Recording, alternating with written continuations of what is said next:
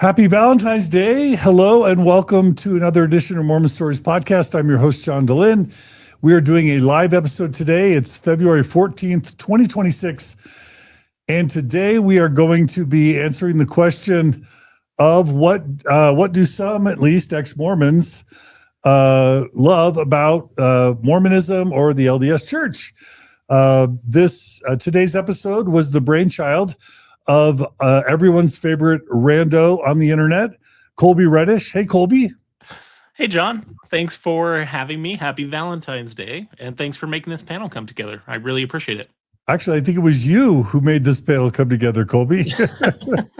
Well, thank you for hosting this discussion. I think it's going to be really interesting. You know, so many ex-Mormons find themselves in this position where there are things they look back at their time in Mormonism, and they really appreciate those things.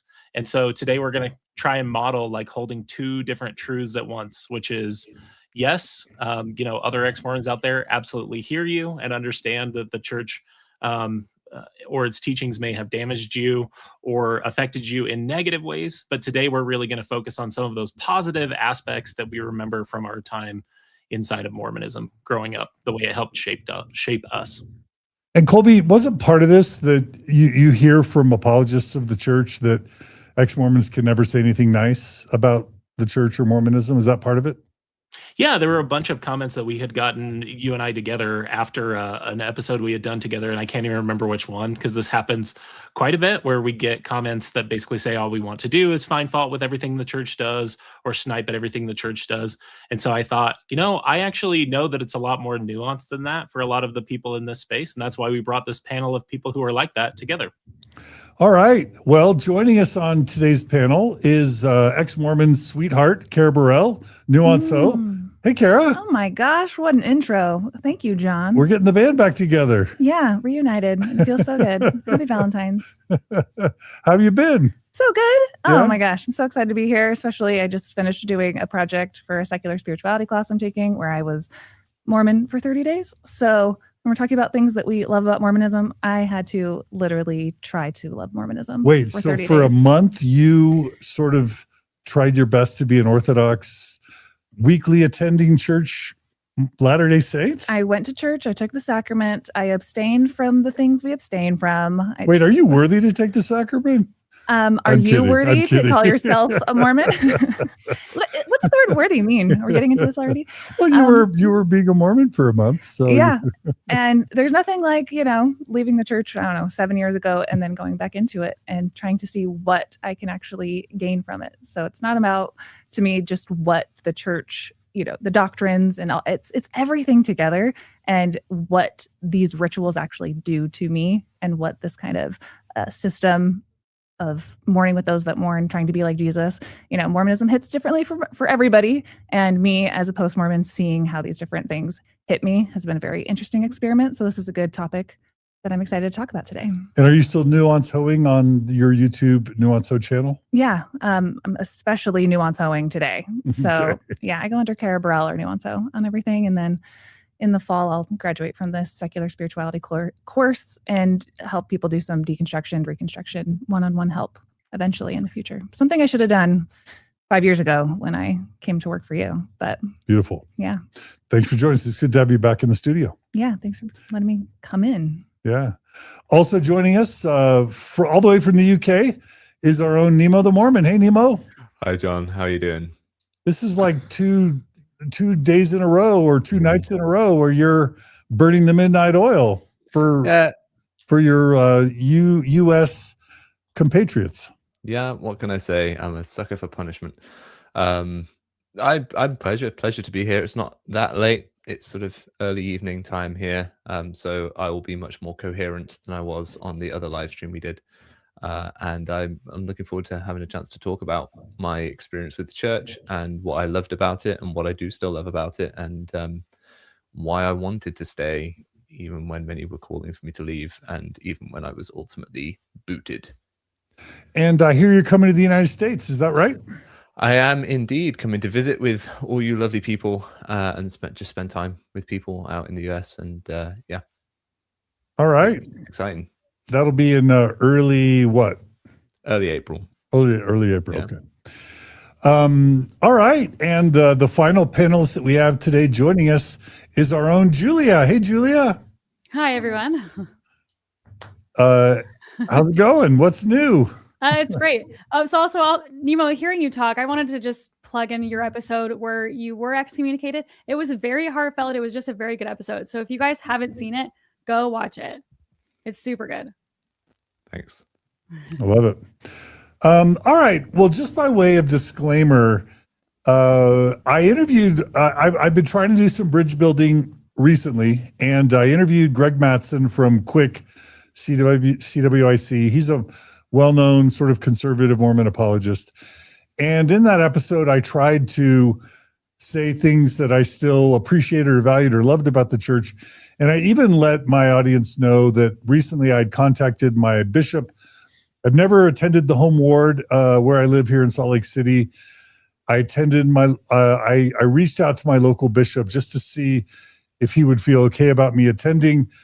A lot of people got mad and they said, you don't have to ask a bishop if you can attend. But when you're John Dehlin, when you're viewed by some as Mormon Voldemort, I think it is respectful to reach out to the bishop and say, hey, I'd like to attend my local ward, even though I'm excommunicated, even though I have this podcast.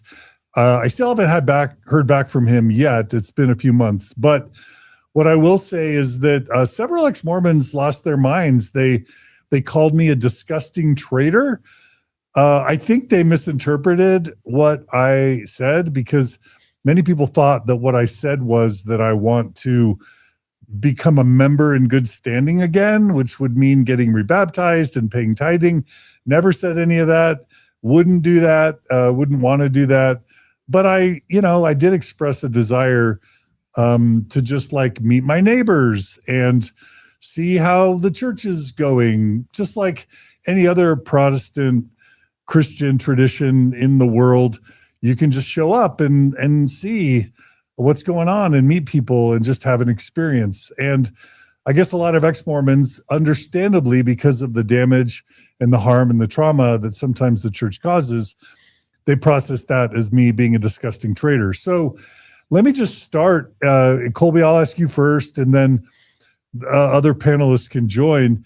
Is it an act of disgusting traitorship to either say good things about a church that is flawed or has harmed or damaged people, even traumatized, and supported abusers? Is it an act of traitorous, disgusting, badness to either say good things about that church, acknowledge good things about that church, or even attend that church? Kolby, let's have you start, and then if other panelists want to join in, that'd be great.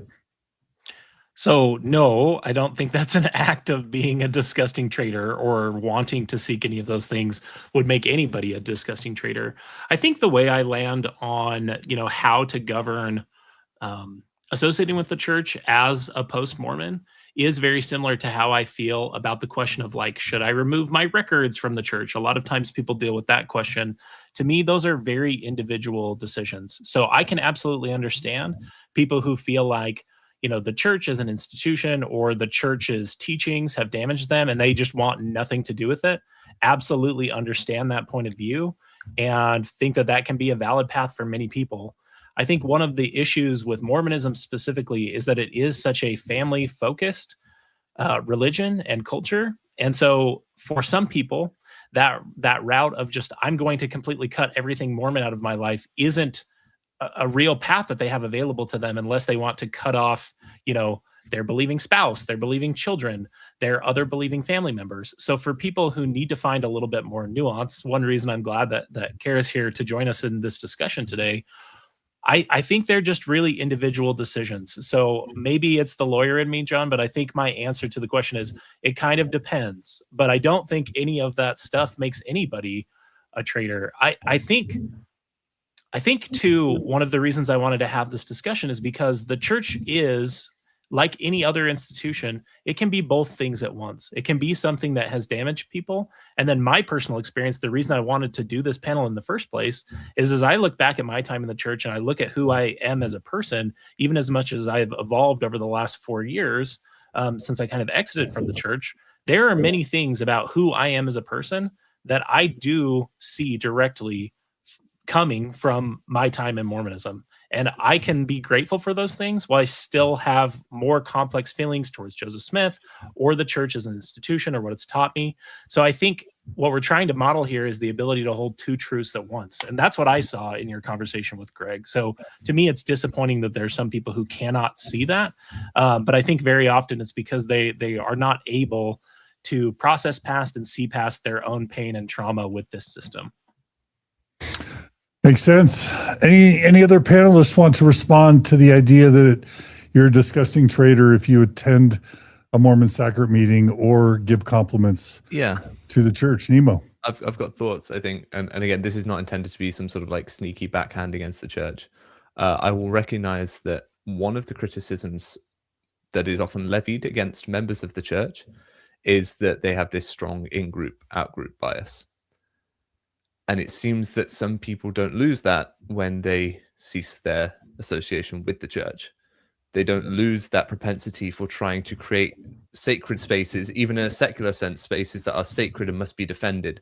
And so for some of these people, I think it can be a case that their ex-Mormon sphere, their sphere outside the church, the way in which they engage with the church after they've left it, is also a sacred space that must be defended and must be kept pure. And so any idea of, just from a psychological perspective, any idea that one of the biggest voices in that space, John Dehlin, is now engaging with the church in a way that doesn't validate their view of the church is making the space somehow less pure, less sacred. And so that has to be rejected. So I understand where the feelings come from. I disagree with that view.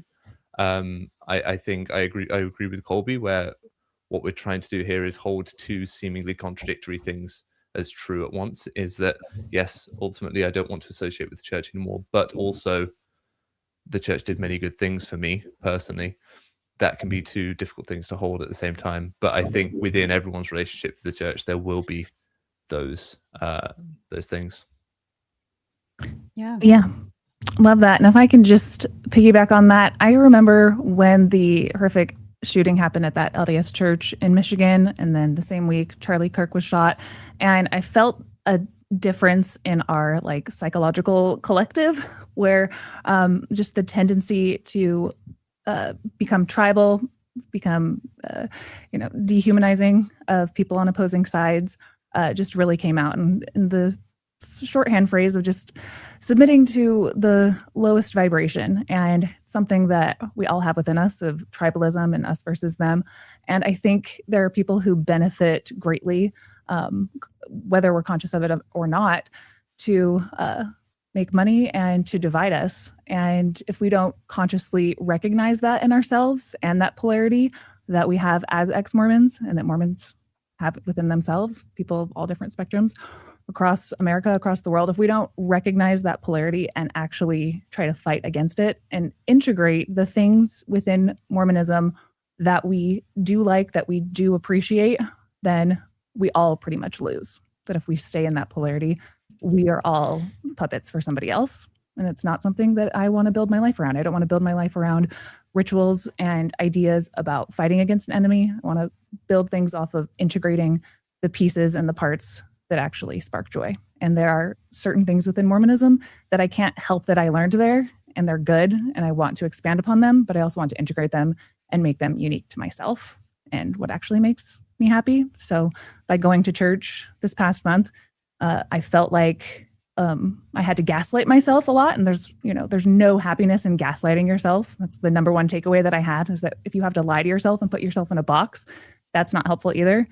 But there's plenty of good things to be found within, all different types of cultures, Mormonism included. Love it. Julie, anything you want to add? Yeah, I really like that you mentioned the shooting, Carah, because I was at the Mormon church when that happened. That shooting, I think, was in Michigan, I think. That's right. Was it? Okay. Yeah, Grand Blanc. Okay, yeah. I was at the Mormon church there on that day because I was helping my daughter celebrate her primary program. And I was reflecting afterwards. I was like, the polarization that you were speaking of was like, am I contributing to this like this hate and this love or whatever? Am I polarizing with my messages? And so I really am glad that we are doing this panel to just show that we're not trying to do that at all. And so I'm just really glad that we're here to have this conversation. I'm curious with the panelists really quick. I want to hear everyone's last time they went to church. I'll go first. I was visiting my dad about a month ago in Palm Coast, Florida. That's where my dad lives. It was around Christmas time. And my stepmom was singing a Christmas song in her local ward. So I decided to go with my dad and my stepmom and my daughter. I attended sort of a Christmas service. My stepmom sang. They happened to have a black bishop, which I thought was cool. He came up to me and said hi, and he said, "Don't you have a podcast?" And I said, "Yes." And he said, "Oh, I watched your podcast." And people treated me really nicely, and they're really warm. I felt a strong sense of community there. I really enjoyed singing the hymns. It was fun to see youth trying to, live their best lives and become their best selves. And I had really good feelings, believe it or not. And, it had been years since I had attended a soccer meeting before last December, but I had a really positive experience. Has anybody else attended an LDS sacrament meeting recently? Carah, why don't you talk about your experiences really quick, and then anybody else? Yeah, I'll go kind of quick because they have a lot of experience over the month of January. I'll just say that I went to my home ward in Provo, Utah. The one you grew up in? The one I grew up in, and with my mom on the first Sunday in January, which was such a good Sunday to go to church out of all of the times. If you have to go anytime, the Sunday in which everyone is starting the new year, and all of the testimonies and testimony meeting were just about fresh starts and trying your best. And I have this kind of mode of operation that my brain works in, where every morning I wake up already and think to myself, like, okay, Carah, you get out what you put in. Like, let's try our best today. And it was just a lot of messages that I could understand and relate to. Not a lot of dogmatism or anything, just people saying like, God does not care about perfection. He just rewards your effort. This is a new year to just try your best. And so that was when I had a lot of issues with trying to be Mormon for 30 days. But I agreed with that message that, like, whatever you believe about God or life, you get out what you put in. Just try to put forth your best effort, and you'll see good results from that. So I appreciated those messages. And yeah, the people that are smiling and trying their best, and I just see people getting together and trying to serve one another.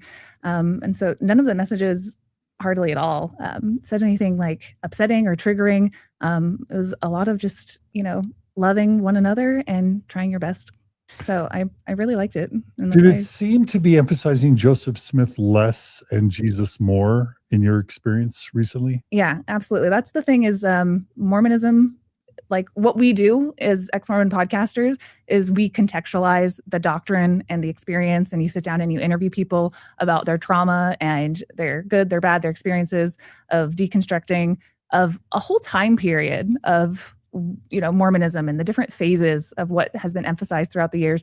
But I have to say, from my experience over the last month, what's emphasized is really dependent on the ward you're in, the family you're in, the political affiliations of the makeup of the ward and the demographics. So it's hard to kind of be an exMormon podcaster and say the church is this one thing, right, because it's so context dependent. And then also it's just kind of what your ears are picking up. Like you will listen for the messages that you agree with. And then like I heard one thing that I didn't like in all of the 3 weeks that I went to church.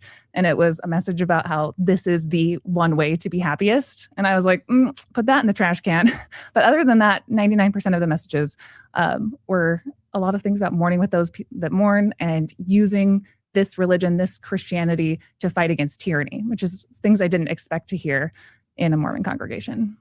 Love it.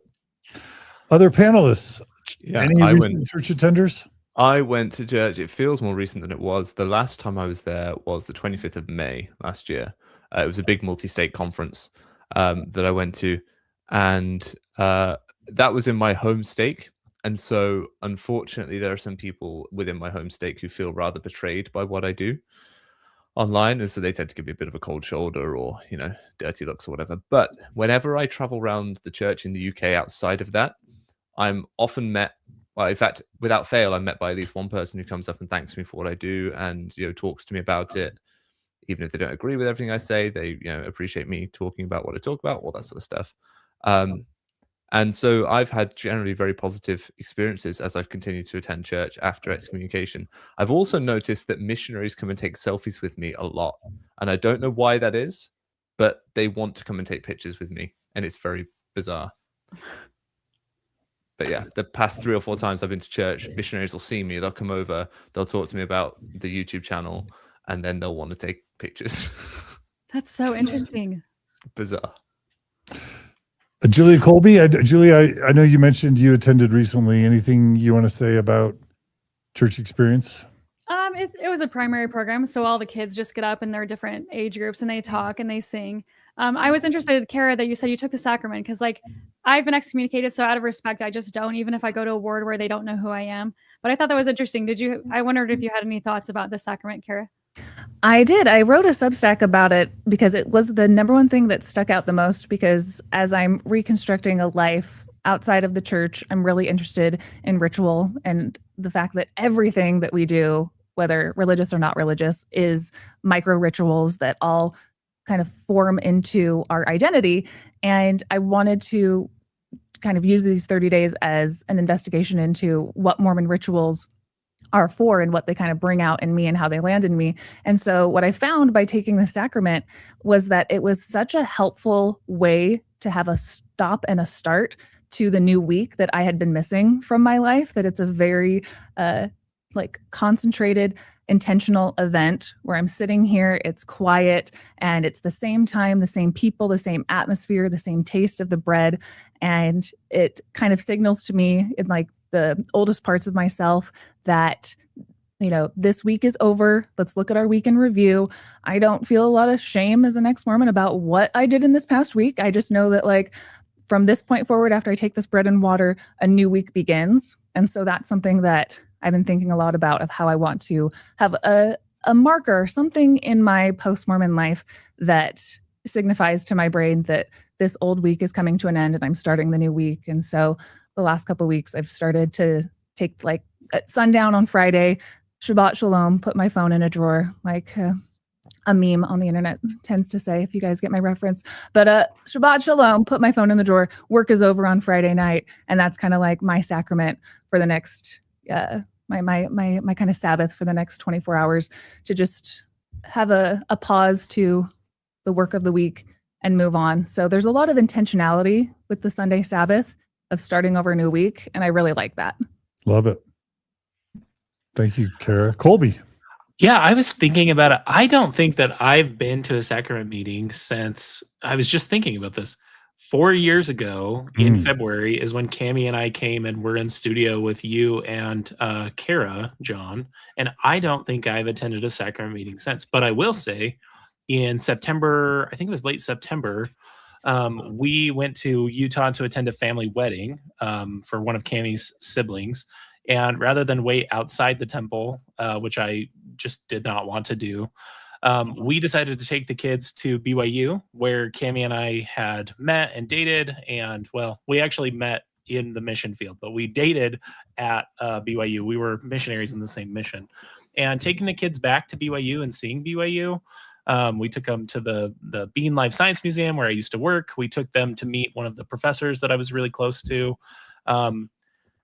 It was a different experience. Like, it's a completely changed campus, not just like physically. I mean, like, the people who are there are so much younger, and just this new kind of crop of younger Mormons are just so different. Like, I didn't expect to see some of the, like, attire and things I was seeing on campus. And I think it really connects with what Carah's saying. Like, this, especially this younger generation of Mormons, they are finding and pulling the good out of this system. And it's really not necessarily about the super strict fundamentalist view that I feel like I grew up with, 20 years ago when I was graduating from high school and starting to be in the phase of life that they're in. So fun. Well, it'll be fun to see if y'all end up going back. Kolby, you and Cam, it'll be fun to hear what your impressions are as well. Kolby, let's turn the time over to you. You kind of organized this panel. Where do you want to go next? Great. So we've got 5 panelists here, and we've each prepared a few different kind of thoughts about things that we still find value in, the things we love about Mormonism or love from our time in Mormonism. So I'll go ahead and start with my first one, and then we'll get thoughts from the panel on that idea, and then we'll kind of move to the next one, and then we'll handle it that way. So my first one, I feel like one of the most difficult things that people deal with after they've left the church or they've left any type of religious structure that's given them really easy, maybe not always correct, but really simple moral answers is finding a grounding for their morality. And I have thought a lot about that and how to basically give myself and my family principles to live by as we do this without religion, without some of the advantages of having a community that's kind of reinforcing those norms.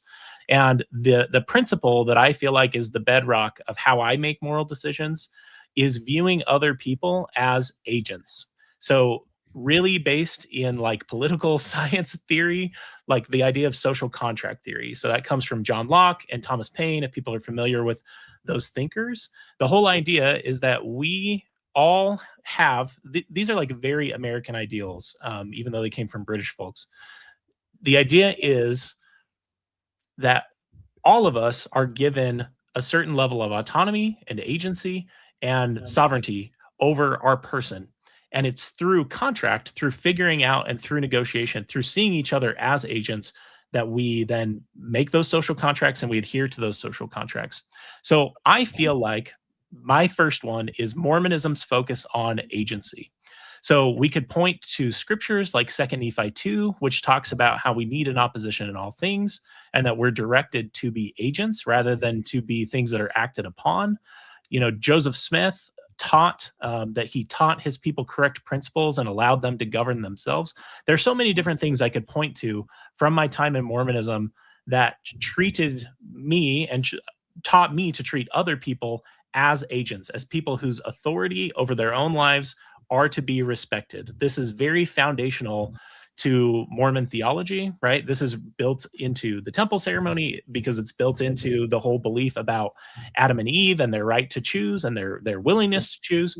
And I feel like that focus on agency has always allowed me, and I see this in many of the good, still believing Mormons that I exchange with in my everyday life.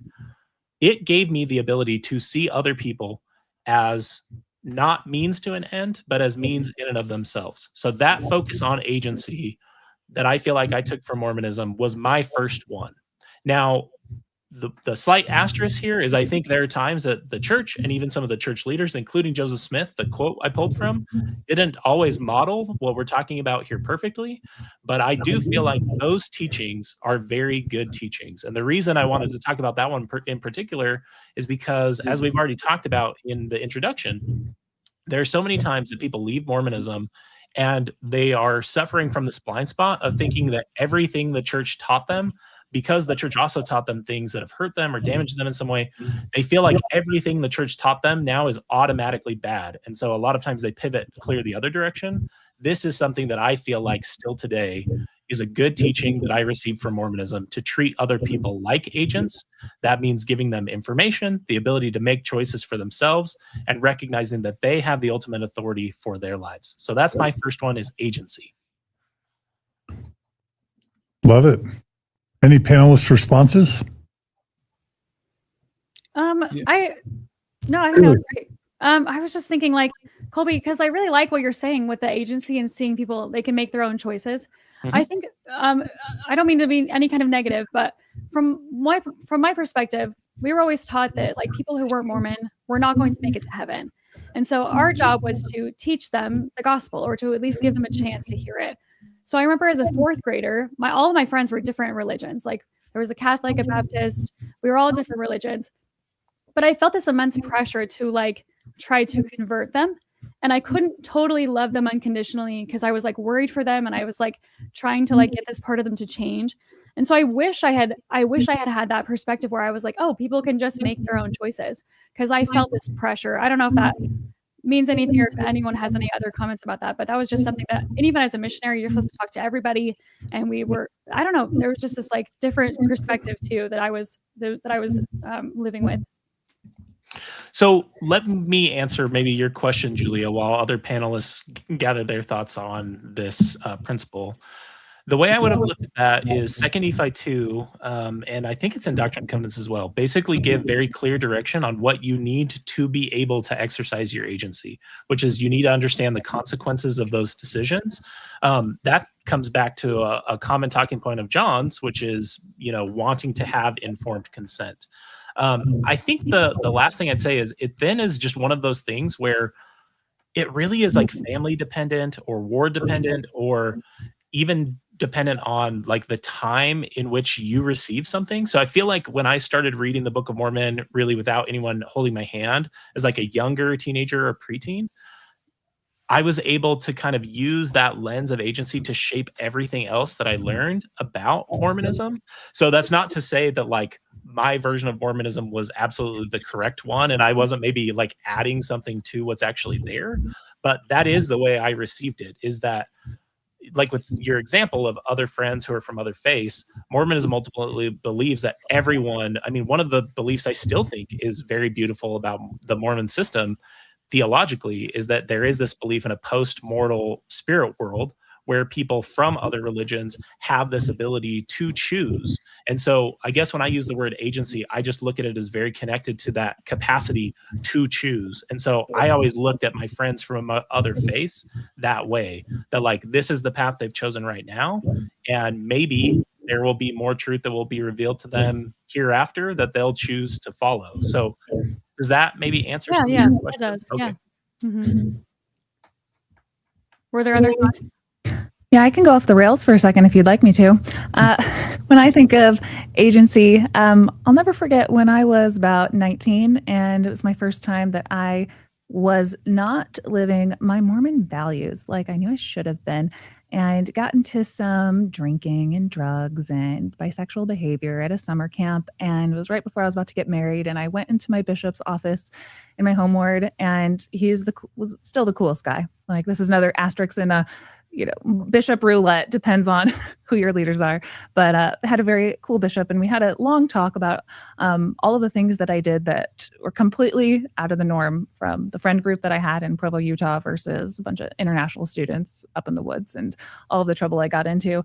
And he said something that is still very true to this day. And he said that, a lot of the things that I got into and had a lot of trauma that was accrued from that. He's like, yeah, that's, why the church teaches that we don't drink, because when you're inebriated, a lot of bad things can happen and you're not in control of yourself. And that always stuck out to me, not as somebody, who, as a post-Mormon, do I drink now and then? Yes. But the principle of agency, I think, is also really interconnected in Mormonism's view of the word of wisdom. And while it can be quite dogmatic and shame-filled at times, I think the principle of agency and the word of wisdom still interlock really well and make sense to anybody, that, you won't be able to act out of your free agency, your values, your intentions, if you're in an altered state of mind with,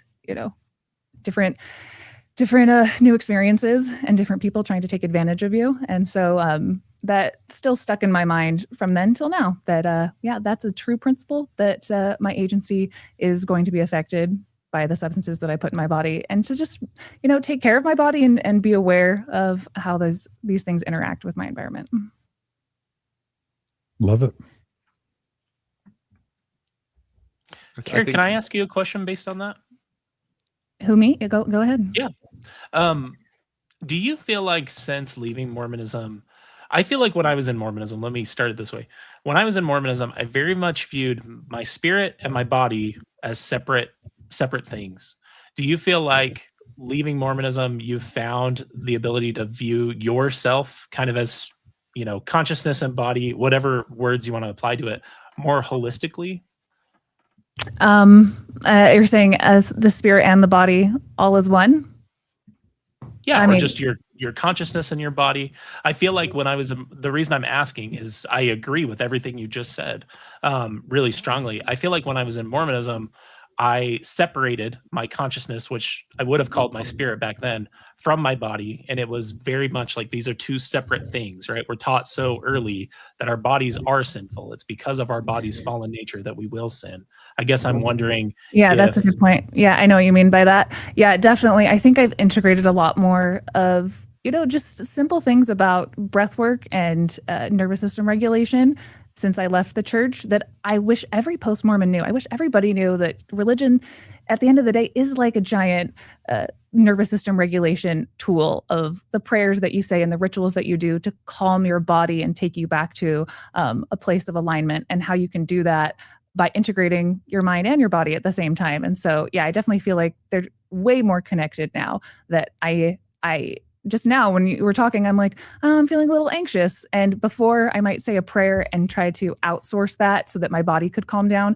But now I know that like my anxiety, my brain, all of these things that are firing off are all connected to my nervous system and to my lungs and to my heart. And that there's a really beautiful post-Mormon spirituality that is secular, that I feel like is based in science, that's helped me integrate both of those things. Because like you were saying, I also used to believe that we are in a fallen state. And because of that, like my body is sinful, and that there's a higher minded spirituality that I need to access. That's kind of like, it's in Kolob, it's outside of my brain, but all of that can be, integrated and contained right within my chest, like that same spot that I would go to pray, to feel calm. Like I've been able to center that back inside myself. Yeah. And that finding that holistic space, it sounds like, has allowed you to connect more to that principle of agency, or the advantages you see out of that principle of agency. If I'm understanding you. Nemo, do you have any thoughts on agency, or was that a focus of your time in Mormonism? Not particularly. I've been exploring principles of determinism since, but we don't need to go down that messy rabbit hole on this live stream. I think you're saying we're choosing not to. Well, we may not have a choice. If we were to go back 30 seconds, I think this would play out exactly the same again. So anyway, we won't go there. What I will say is I do think sometimes that there is this bit of a baby bathwater situation with a lot of extracting oneself from a religious group or a religious upbringing. And so I think I gave a presentation at Thrive in 2022 where I kind of put a Venn diagram on the screen, and it's slowly being pulled apart. And it's about making choices of what you keep and what you leave, and what you keep and what you leave. I think today's going to be kind of an exploration of that, is picking apart what is in us. Because whether we like it or not, the church has shaped all of us. It has created all of us, and it should be a conscious decision. Take time, make it slow. I think it's fair to say that life inside the church can feel like it's going 100 miles an hour because of callings, because of responsibilities, because of all sorts of obligations, and just it's not just a Sunday church. I guess it forms every facet of your life. And so when you feel like you finally got the time to stop, using that time to clearly and deliberately make decisions about what parts of your Mormon upbringing you want to keep, what parts of what the church taught you want to keep, and what parts you want to leave behind, I think is very important. Love it. John, I don't think you went yet about your thoughts on agency. Oh yeah. No, I think it's crucial. I have gotten a little bit softer on this idea of free will, more from a place of compassion, to just realize, just the thought experiment of realizing that lots of people who make decisions that maybe aren't healthy for themselves or others, oftentimes, and I studied this quite a bit in my training for my psychology degree, just that most people are doing the best they can, and most people are a product of their genetics and their brain and their upbringing and their life experiences. But having said that, aware of the challenges regarding this idea of free will, I've decided to believe in free will as an act of faith, because if I don't believe that my choices matter, I can just easily slip into a kind of existential dread or not unproductive nihilism. And so for me, I like to believe that I have free agency or free will. It motivates me to try to make the world a better place. And that's a very Mormon teaching that really the war in heaven, as I understand it, was fought. Jesus was advocating for the ability for people to choose for themselves. And that's what I was taught. And it was Satan or the adversary that fought for forcing people to do what is right.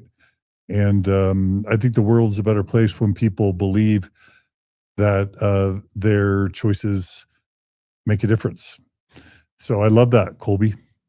In defense of determinism, I will say that our choices still matter. It's just they might not be choices in the way that we maybe conceptualize them in a strict sort of agency. By the way, I think what we do and how we behave definitely still matters. Absolutely. Yeah, I guess what I'm saying is believing that I have agency motivates me in a way that believing that I don't really have agency, that I'm just a pinball reacting to forces around me. That's less motivating to me to want to do good. Sure. That's all I'm saying, Nemo. Yeah. Not that choices, not that people who don't believe in free will don't think that choices matter. Sure. Yeah. Got you. Great. Carah, would you be willing to share your first from your list for us to discuss? Sure. So, would you guys mind if I actually, again, go off the rails a little bit? And I just like to say things that other people aren't going to say. And what do you come to Carah Burrell for, but to hear things that you won't hear anywhere else? I hope that's what I'm known for by now. I expected nothing less. Thank you. So, I do like talking about ritual, and I think I already kind of explained how, just to answer on the determinism thing, what I've been studying a lot about ritual lately is how everything that we do, Mormon, ex-Mormon, every single person alive today, animals included, we all have just a basic operating system of rituals that keep us going. So we're not just sacks of meat running into each other. We all have shared agreements and things. And the rituals that we all participate in, they're shaped by our communities. And so to the determinism point, so many things are outside of our control. But I have also decided to, like John, as an act of faith, change my brain thinking around that and look at the rituals and the things that I participate in, because that is going to be forming my identity. And it's very context dependent and culturally dependent, but waking everyone up, ex-Mormons and Mormons included, that the rituals that you participate in are reinforcing truths to yourself, whether you realize them or not. Like me putting on makeup today to go on a podcast is reinforcing, a ritual that I am participating in here in society. And would I rather not wear makeup? Of course. Would I rather just shave my head and not have to do my hair? There's plenty of things that we have to participate so that we, have identities that can coexist within the system that we've created to survive and make money and, form relationships. So it's always just very context dependent in that way. So now that I said that, I just wanted to add my piece about what I like about Mormonism is only found because I had to go back into it as an ex-Mormon for these last 30 days in this experiment. And I was shocked by a lot of things that I could do, a lot of things that I couldn't do, and a lot of things that grew inside of me. And a lot of the overwhelming feelings about day 15, I wanted to quit. I felt so depressed. I was sleeping all the time and I couldn't get to the core of what I was feeling so off about. And not only did I not have my normal coping mechanisms, and I wasn't fully invested in the coping mechanisms of Mormonism, while I investigated that space in between, what I found was that nobody can tell me how to Mormon. Every single person in a congregation has their own DIY God of who they believe God to be and what that God expects of them. And again, it's very context dependent. But I realized that through the course of a lot of news events and tragedies in the month of January, that the only way that I know how to Mormon is what I did when I was Mormon, which was be like a Jesus freak for the 7 years that I was there and just find words of inspiration in the life and the teachings of Jesus Christ and mourn with those that mourn. And I was so impressed by the local ward that I went to in my congregation in Sandy, Utah. What was I going to get my first Sunday in January after, different tragic shootings and a lot of unrest in our country right now? I was hoping to hear messages that I would be in a congregation with other people that mourned with those that mourned, that Christianed the way that I was hoping that they would Christian, because you can take out the most, the most dogmatic, insensitive, demeaning hellfire and damnation words out of the Bible, and you can also take out some of the best. And I was really impressed by the prayers and the speeches that people were giving, that I could tell that they were Jesusing the same way that I was Jesusing. And there was a talk given by a young couple who, this was the first Sunday after Renee Good was shot and killed, and they gave these amazing speeches.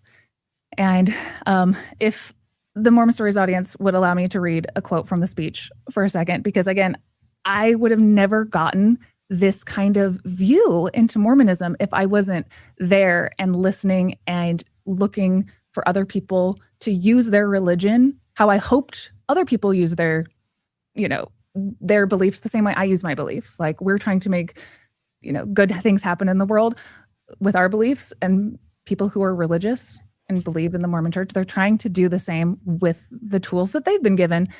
And one of the quotes from this young man's speech was probably in his young 20s. And he said, "In this moment of instability, Christ's message is not presented as a political solution or military strategy.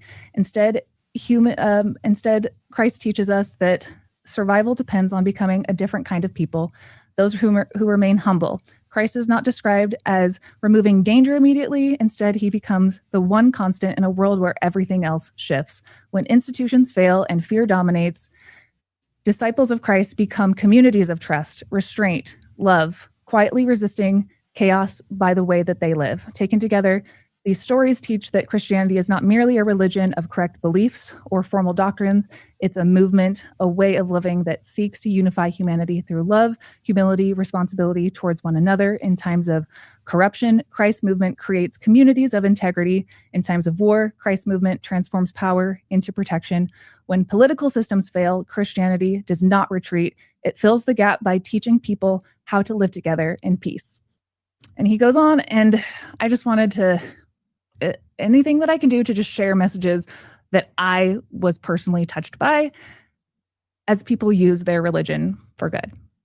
And I went out to the car after their message and was so touched by it, but also it made me sad and feel all of these, conflicting feelings that there are so many good people within the church. The bishop of that ward is a Zimbabwean immigrant, like a Black man who, and then the first counselor looks like a rock star with his hair that's like down to his shoulders. Mormonism has all different types of people within it. Yes, the structure, yes, the doctrine, yes, the patriarchy, all of that is true, but the people, there's so many good people within it, and my heart breaks for the ways in which they're not able to fulfill their beliefs and their integrity within Mormonism. That breaks my heart, and it made me go out to my car, cry, and make a little TikTok video about how moving and touching their speech was. And a couple of weeks later, I went up to this young couple and had a conversation with them and really told them how much I appreciated them. And I don't know if, that young couple will be able to survive like a lifetime within Mormonism without having a faith crisis, like so many people that we know. But for the ways in which good Mormons can be able to find the truth within the teachings of Jesus Christ, just like I would hope anybody in any other religious system, whether, Muslim or Buddhist or evangelical or anything that you could name, I hope that people will find the best teachings and try to live out those principles in their communities. And that's what I see so many good Mormons still doing. Quick question, Carah. Is there any part of you that wants to occasionally keep attending LDS sacrament meeting? I like it for the ritual. I like it for like the reminding me, like I said earlier, of taking the sacrament. It's a kind of a good reminder that I don't want this, but I want something for myself. And I think as ex-Mormons, we are so, rightfully angry at the lies that we've been told and the ways in which we have been misled to base our lives on one thing, give our money to one thing, and all of that, can take up a good chunk of your brain for a while. But overall, it has a really good model for what can bring out the best in people. And it's every once in a while, I wouldn't mind going. But like, I just got connected with the group chat of all of the moms in my neighborhood just yesterday. And so I'm like, this is our version of Mormonism of all these people of different faiths, some Mormon, some ex-evangelical, all these different moms who are looking for community, people to bring them a casserole and help babysit their kids and stuff. And so Mormonism has a good model of that. And every once in a while, I wouldn't mind, going back. Or another thing is I was crying the first time that I went to, I'm a comedian, but it sounds very emotional the way I'm describing myself right now. I had to be very tender-hearted this last month. But when I went to church the first Sunday with my mom, I started crying because I knew how much it meant to her. And I'm sure you probably feel the same way when you attend with your parents. It's like, oh, this actually isn't that hard for me, but I know this is 1,000 birthday and Christmas gifts to my parents. Absolutely. Being very clear, like this, I'm looking at the utility of Mormonism. I do not believe, I will never believe. However, like it felt like a really nice gift to be able to spend time with them. And it made me cry because my dad wasn't able to attend church with us that Sunday because he's been really sick. And it just reminded me that I want to spend as much time with my parents as possible before they pass away. Because there isn't a Mormon afterlife like they believe there is. But if it's meaningful to them, like that provides a way for us to connect. And I want to build my life as a post-Mormon based on connection and not in a rebellion to what I dislike. Love it. The other thing I love about that story that you shared, Carah, is it echoes with something I felt the last time I did go to sacrament meeting is, so many of us have heard that trope that people use to excuse issues in the church by saying things like, the church is perfect, the people aren't. And I remember the last time I did attend sacrament meeting, having tears in my eyes, like looking around and seeing that, like, while I was frustrated with some people, in my ward, just kind of given what led me to that place, that phrase echoed in my mind. And I thought the truth is actually the reverse. Like, not that the people inside the church are perfect, but that the flaws are with the institution and the system of the church. And the people inside the church are, at least vastly in my experience, are trying to do the very best they can with this system. And a lot of times the system is like the cap, right? Like they can't move past the system, but they are trying to get and do the best they can while they're inside of that system. And so I thought of it like the people are perfect. The church isn't. Like the people are far better than the church has ever deserved. And I do believe that that's true of most of the members of the church, that they do reflect better values than the institution does generally. Yeah, 100%. And as I was in this chapel recently, looking around at all the different types of people, and when people ask, like, how did I feel going back there? I just sat around and kind of people watched, and it's all just people trying to make their way in this really crazy world. And we all have, rituals and lies that we believe in different ways. But for what Mormonism as people actually exhibit, it's so, let me put it this way. When we as ex-Mormons talk about the doctrine and the wacky theology and all of the harm that's done, like all of that is 100% valid. But the reason why it's such a shock to our system to leave this church is because, for me at least, 99% of it, it's walking in a chapel and it's talking with people who are smiling and happy. And, you could definitely make the argument that there is a dark underbelly, which I will agree with you. But for most of it, it is a lot of people just making their way through the world, trying their best, asking if you need help, how they can come visit, putting on amazing youth programs for, the kids to attend and have friends and social circles and scouting campouts and stuff. For 99% of it, it's just basically this neighborhood of people who are coming together to ask, how can I serve you? And how can I be more like Jesus? And you add in all of the other stuff that is true, that you base your lies, or you base your life around a lot of lies and giving your money to a church that does not deserve this money, and there's better ways to put it. But for the community aspect of what you're actually doing, none of the people in the church mentioned Joseph Smith once, or literally in 4 weeks somebody mentioned revering the prophet of the church right now, maybe once. Like what's going on in Salt Lake City is just out of the purview of what's right in front of our faces, which is just people. And I think people are people, and we're trying our best to make our way through this world. So I don't like the instinct in too much of ex-Mormon content generally to be like, okay, hey, everyone on the outside who's never been Mormon, let's look at the freak show of what Mormonism or what the freak show of Utah culture is. Like, I poke fun at that stuff just as much as anyone. But as a person, as a mom, as somebody who is looking to rebuild my life, I can look at what Mormonism does and what my Mormon friends do and really applaud them for making their way in the world. Can I speak to community for a second? Because I think we as people are wired to want community, and I think we're also not often very good at making it without a gun to our backs. I think it's one of the things that religion has one of the purposes religion has served for a very long time is sort of enforcing community on pain of whatever eternal consequences you want to paint onto that. That's just not just Mormonism. That's one of the byproducts of religious groups is very strong communities, and I think one of the best examples I've seen of secular community is something that I do every weekend called Park Run, where I go for a run in the park, and it's run by volunteers. It costs nothing to attend. You can turn up. And one of the things that I think Mormonism gave me is a desire to build community. It created a community mindedness within me that I'm really grateful for, because it means I will turn up and participate in this thing. And there are other people that will do it too.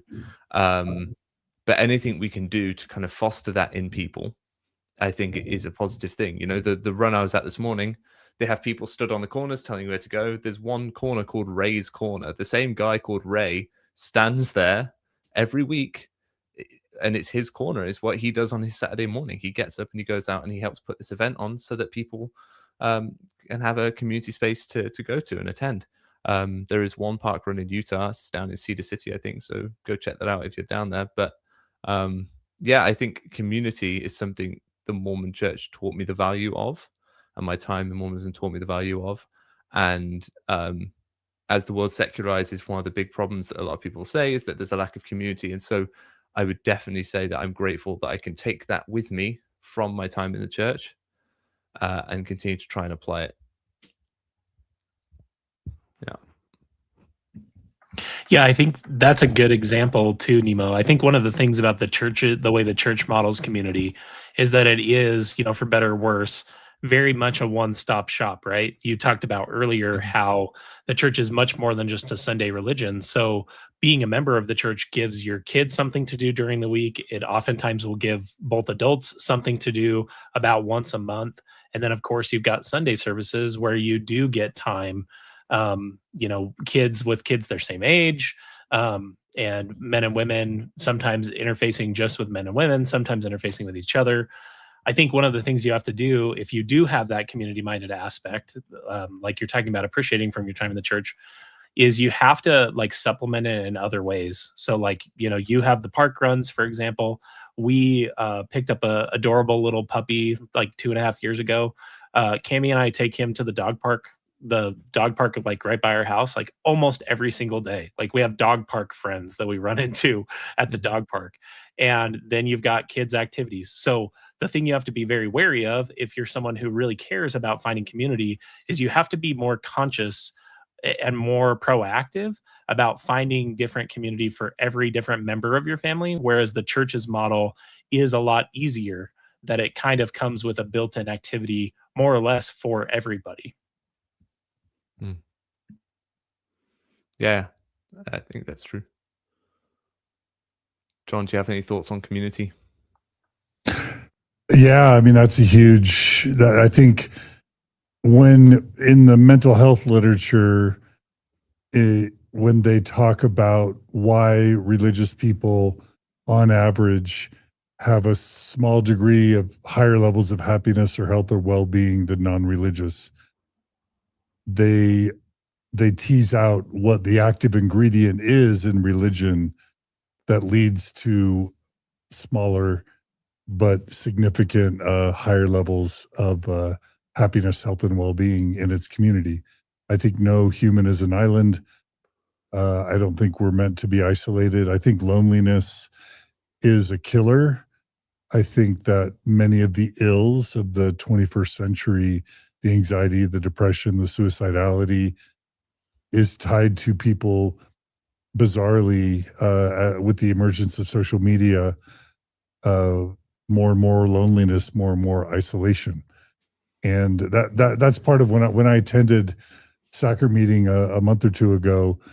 I just saw these people getting out of their homes, getting out from behind their screens, talking to each other, shaking each other's hands, asking how each other's doing, singing together, talking to each other. And I just think that's an objective good. And I think I wish I've tried in ex-Mormon secular spaces to create alternatives to weekly church service, whether it was through this organization called Oasis that I created, 5 different branches in Utah, whether it's through the Thrive meetings that we're still having. For those of you who are interested, we're doing a Thrive in St. George in 2 weeks. 700 people are coming. We've got, Radio Free Mormon, Bill Reel, Julie Hanks, Haley Rawl, Greg Prince, so many amazing, Sam Young, Jeremy Runnels. I love it when we can find ways as ex-Mormons to get together, but I think we would all be better off if there was a way for us to have local community on a regular basis where we're meeting people who live near us to be able to form book clubs and play groups and dinner groups. I do think ex-Mormons will be the first to say, you can find community through bowling. You can find community through hiking groups. Totally true. I don't think you need religion to find community. And I think some sort of organization that has a weekly meeting or a monthly meeting where you can meet people specifically that live near you face to face, look them in the eye, get to know them, get to know their partners and their children. I just think I think human civilization was built on that practice. And I think there's a reason why we've thrived. And I think we miss out when we lose that after leaving the church at some level. Now, there are introverts who hated going to church and just are happy to never go again. And I get it. Again, there's people that find other replacements for that. I still think overall it's good for us. And so I think that's the single biggest good of Mormonism is community. Mm-hmm. I would agree. And I think as a British member, there is a slightly different flavor here for me, which is it was quite a natural transition for me to have other community aspects out there, because the church, while it was a 7-day-a-week church, and I love my church community, in particular my ward in Oxford, I loved attending church there. And it's sad that I moved away and my excommunication happened and all that sort of stuff. But because we're a minority, there's places to land. We're actually often encouraged to go out into our communities, which again was something I really appreciated about growing up Mormon in the UK, was we're encouraged to go out into our communities and sort of be part of building up a community around us and being involved in the community more broadly. And I do wonder if people who grew up where the church is more dominant may have a trickier time. It seems self-evident, but I don't want to assume that there would be a trickier time finding community outside of the church if the church is sort of dominant in terms of the population demographics. And yeah, so I think people should just do. I don't know how to say it, because we have Thrive and things like that, but maybe people should then take that with them out into the community and see what they can do to get on the local Facebook and show that just because you've left the church doesn't mean that you want to disengage from the community. I think there's a lot of reported stories of people pulling back when you leave, and it's disheartening to keep trying and people pull back. But if there are ways in which you can still try and remain engaged with the community, that's probably quite a good thing. Yeah, so I think we started that discussion with Carah's example, and it sounds like Nemo was community was that your example that kind of connected to Carah's? Okay, excellent. And I think Carah, you phrased it more as ritual. Is that right?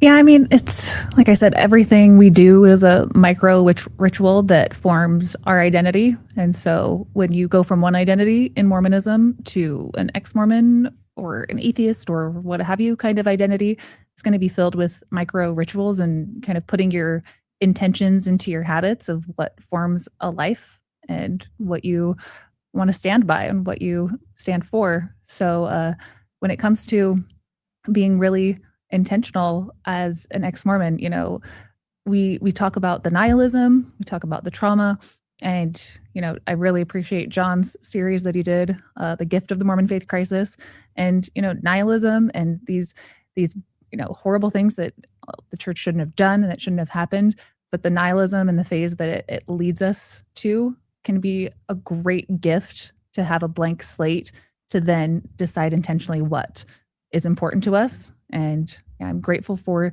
the rituals that we have formed around our community, and those are still really ingrained, going back millennia. Mormonism has just had one way of showing us how it's done, and so it's our gift of our post-Mormon life to then be intentional about the types of communities that we want to form and the types of habits and rituals we want to move forward with in our beautiful post-Mormon life. Yeah, definitely. Julia, do you want to share one of your examples with the rest of us? Yeah. One of my things was integrity. So when you go to Young Women's, I think it's from age 11 now to 18, if I'm not mistaken, and you list off these values, and one of those is integrity. And I took that very personally, where this idea of like you're consistently the same person, you're very honest in your dealings with your fellow man. And then the church has these teachings of how there's like angels watching you and how the God is judging you and things like that. And so you need to be good even if no one else can see you being good, or tell the truth even if no one's going to catch you in a lie or whatever. And so to me, that's one of my biggest things that I feel like shaped who I am. And I do know that the church, like you were saying, Kolby, I think that the church sometimes teaches something, but they themselves don't often follow it. Maybe those weren't your words exactly, but I think that the church doesn't have, from my perspective, doesn't always have high integrity or have high honesty values. But that's something for me personally that I took away that I really, really cherish from being raised Mormon and doing all the Mormon things. So. Yeah, I think that's a great example. And it actually connected to my other one, which is I would word it, I guess, slightly differently than integrity. But my model of Jesus was very based around the story in John chapter 8, like the woman taken in adultery, like the defender version of Jesus, the version of Jesus that, dined with the sinners and that reached out to the marginalized. That was always the version of Jesus that I always really connected with as a Mormon. And I viewed that very much the same way. Like this thing that we're taught inside of Mormonism from a very young age, do what is right, let the consequence follow. Like it doesn't matter who's on the opposite side of an issue. If you know that you're doing the right thing, you need to do the right thing. Like you said about integrity, even when nobody is watching, or I would say even when a lot of people are watching, and that lot of people may disagree with you, and they may even be your friends or on your team. That's something about the Mormon version of me. That is something that the Mormon version of me believed was like essential to understanding the character of Jesus Christ. And so I took that principle out of Mormonism and out of Christianity and still believe that that is a very good teaching. So I would agree with you, whether we call it integrity or call it something different. I think that's something that that really resonates with me as well, Julia. Yeah, I said, kind of as I started down this road of talking about the church more openly, I kind of said to people, the church created this zealot and now they can't control it. I think I was being glib, but the church created a person in me that had a very strong sense of justice and a very strong sense of the need to speak out when you feel like things aren't right. Um, and so that has now led me to this position here where I speak out when I feel like I'm seeing things that aren't right. But I'm grateful that was instilled in me. And again, that can be one of those things that's hard to hold, two seemingly contradictory things at the same time can create a lot of dissonance. The idea that you were raised in this institution with a very strong sense of right and wrong, then to have to kind of analyze the levels of right and wrong within that institution that gave you those values can be quite a difficult thing to do. But yeah, I'm grateful for that sense of justice and integrity that the church gave me. Yeah, I was thinking too, when I was an active member of the church, I had a website and a YouTube channel where I would try to speak out in favor of the church, but in a historical perspective or a geographical perspective. And so I feel like the church was trying to, the church kind of created that in me, but also learning different things. I'm doing the same things, but coming from a different angle or whatever. So I like that, how you phrase that. The church created, I can't remember how you said it exactly, but the church created this person in you who speaks up for justice. I really love that. They created a zealot. Maybe that's not the best word, but yeah, someone that is, willing to just stand up and say what they think. I love that. Yeah. And I think isn't that just so much of the exMormon experience, though, is like looking at these principles that we still think are good and knowing that we can trace them back to our time in the church, but also recognizing, like, when you take those same tools and you apply them to the church as a system or to the church's teachings, that very often is not so appreciated. Yeah, what I will say, without, because we're trying to be positive about the church here, the way I will perhaps diplomatically phrase it is that the standards I hold church leaders to when I'm analyzing what they say and when I'm commentating on what they have to say, the standards I'm holding them to are the standards that I was held to as a member of the church and the standards that I was taught to hold people to, or certainly to hold oneself to. Yeah. John or Carah, do you have any thoughts about integrity?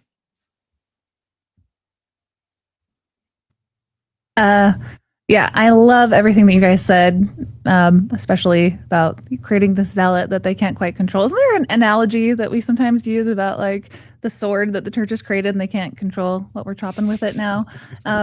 Yeah, I've always tried to think about that from the start of my exMormon content. It was 5 years ago. This month was when I first started. My anniversary of my first Mormon Stories interview was 5 years ago.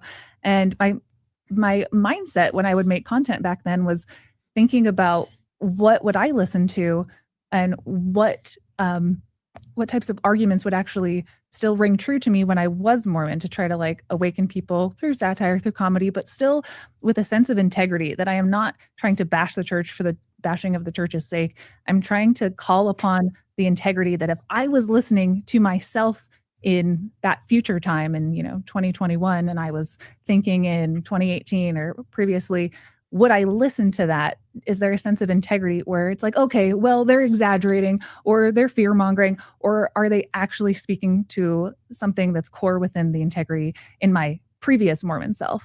And I think that's the core of what makes like post-Mormon arguments, or, Julia, what you were talking about, the ability to speak to, the overlap of the integrity within Mormons of what is right and what is true.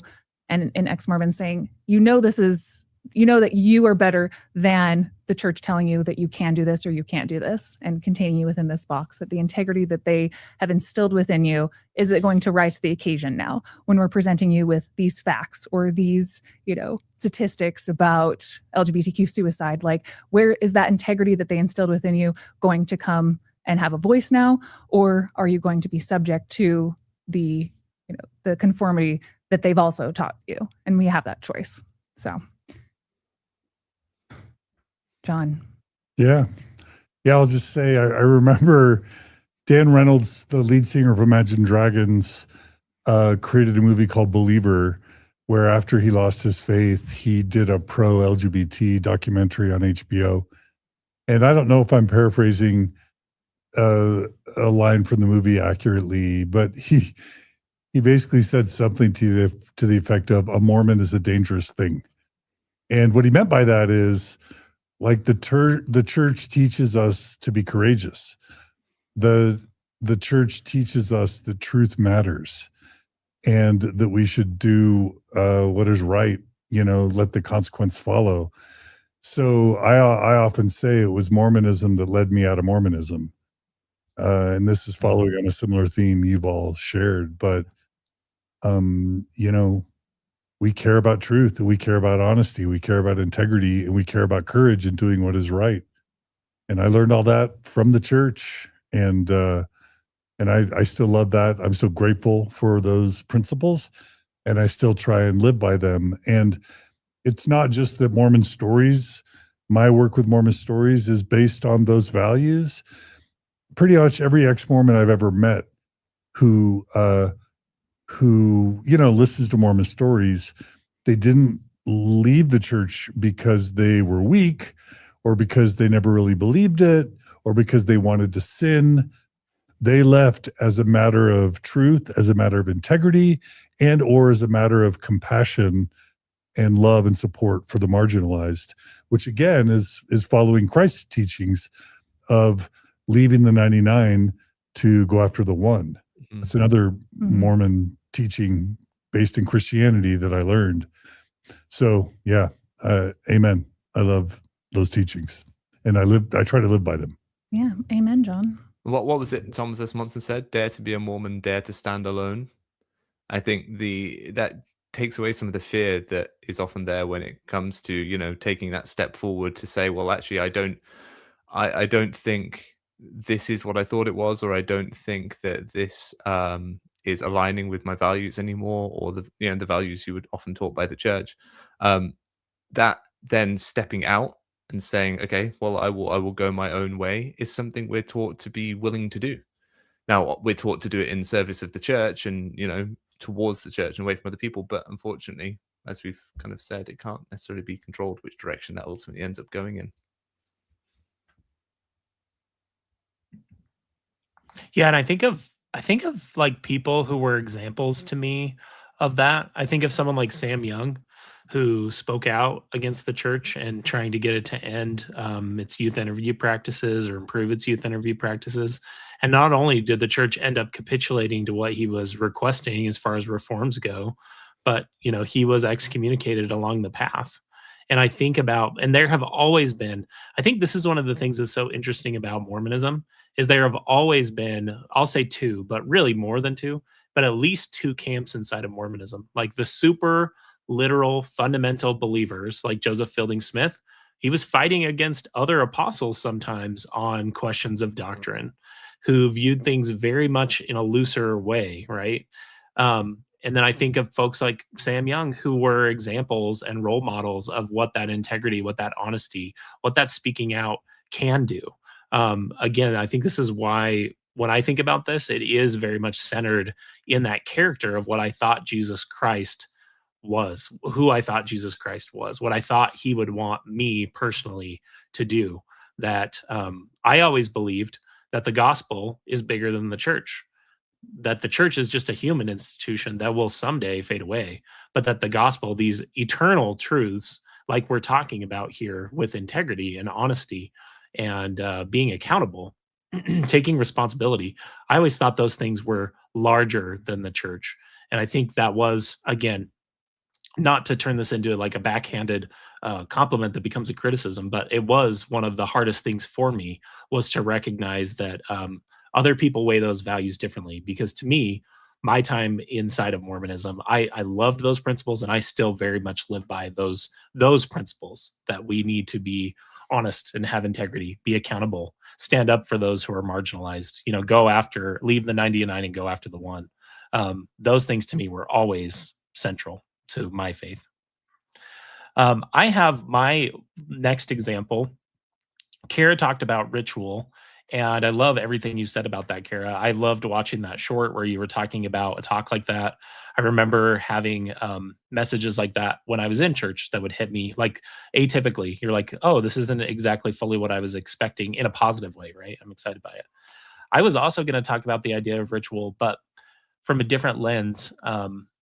So sacrament meeting is like a weekly ritual that we get to pause and reflect. And one thing I appreciated in my time inside of Mormonism, especially with little kids, were the times of daily reflection and pausing and centering, like you talked about, finding space in our bodies, in our brains to calm down. And we have replaced the idea of like family prayer and scripture study with reading books, usually about like history or historical figures, or sometimes we've read about world religions. That's kind of how we've created an analog of scripture study. But when it comes to family prayer every evening, my family, we have kind of centered that in meditation practices. So we usually listen to like the same meditation every single night. There's like 3 or 4 that will rotate between, kind of depending on how much time we have and how the kids are feeling. But I think I was naive when we first left the church and not really recreating some analog of that daily pausing, daily reflecting, daily taking a second to check in with your value system and make sure that you're living the best way that you want to. I think that's one of the things that we give up when we leave a structure like Mormonism is we leave this list of things that we know we need to or should do. And now it's just completely your choice, or your choice with your partner or your family or however that looks, or just you as an individual. You get to choose what you want your life to look like. And there are a lot of people who think that, you know, that can lead them into nihilism or thinking about how nothing matters. To me, it had the exact opposite effect. It makes me feel a sense of urgency in aligning with my values and making sure that my time is spent in the ways that I want it to be spent, basically making sure that I'm living according to those principles and values. So my next thing, I guess I was going to say that I really appreciated and loved about my time in Mormonism, I feel like I've tried to recreate it in a different way, was daily pausing and reflecting. I want to absolutely jump in on that and say, yes, meditation is wonderful. And we should all be taking more time to pause and reflect. I think just slowing down in life in general is something that I've really learned to appreciate recently.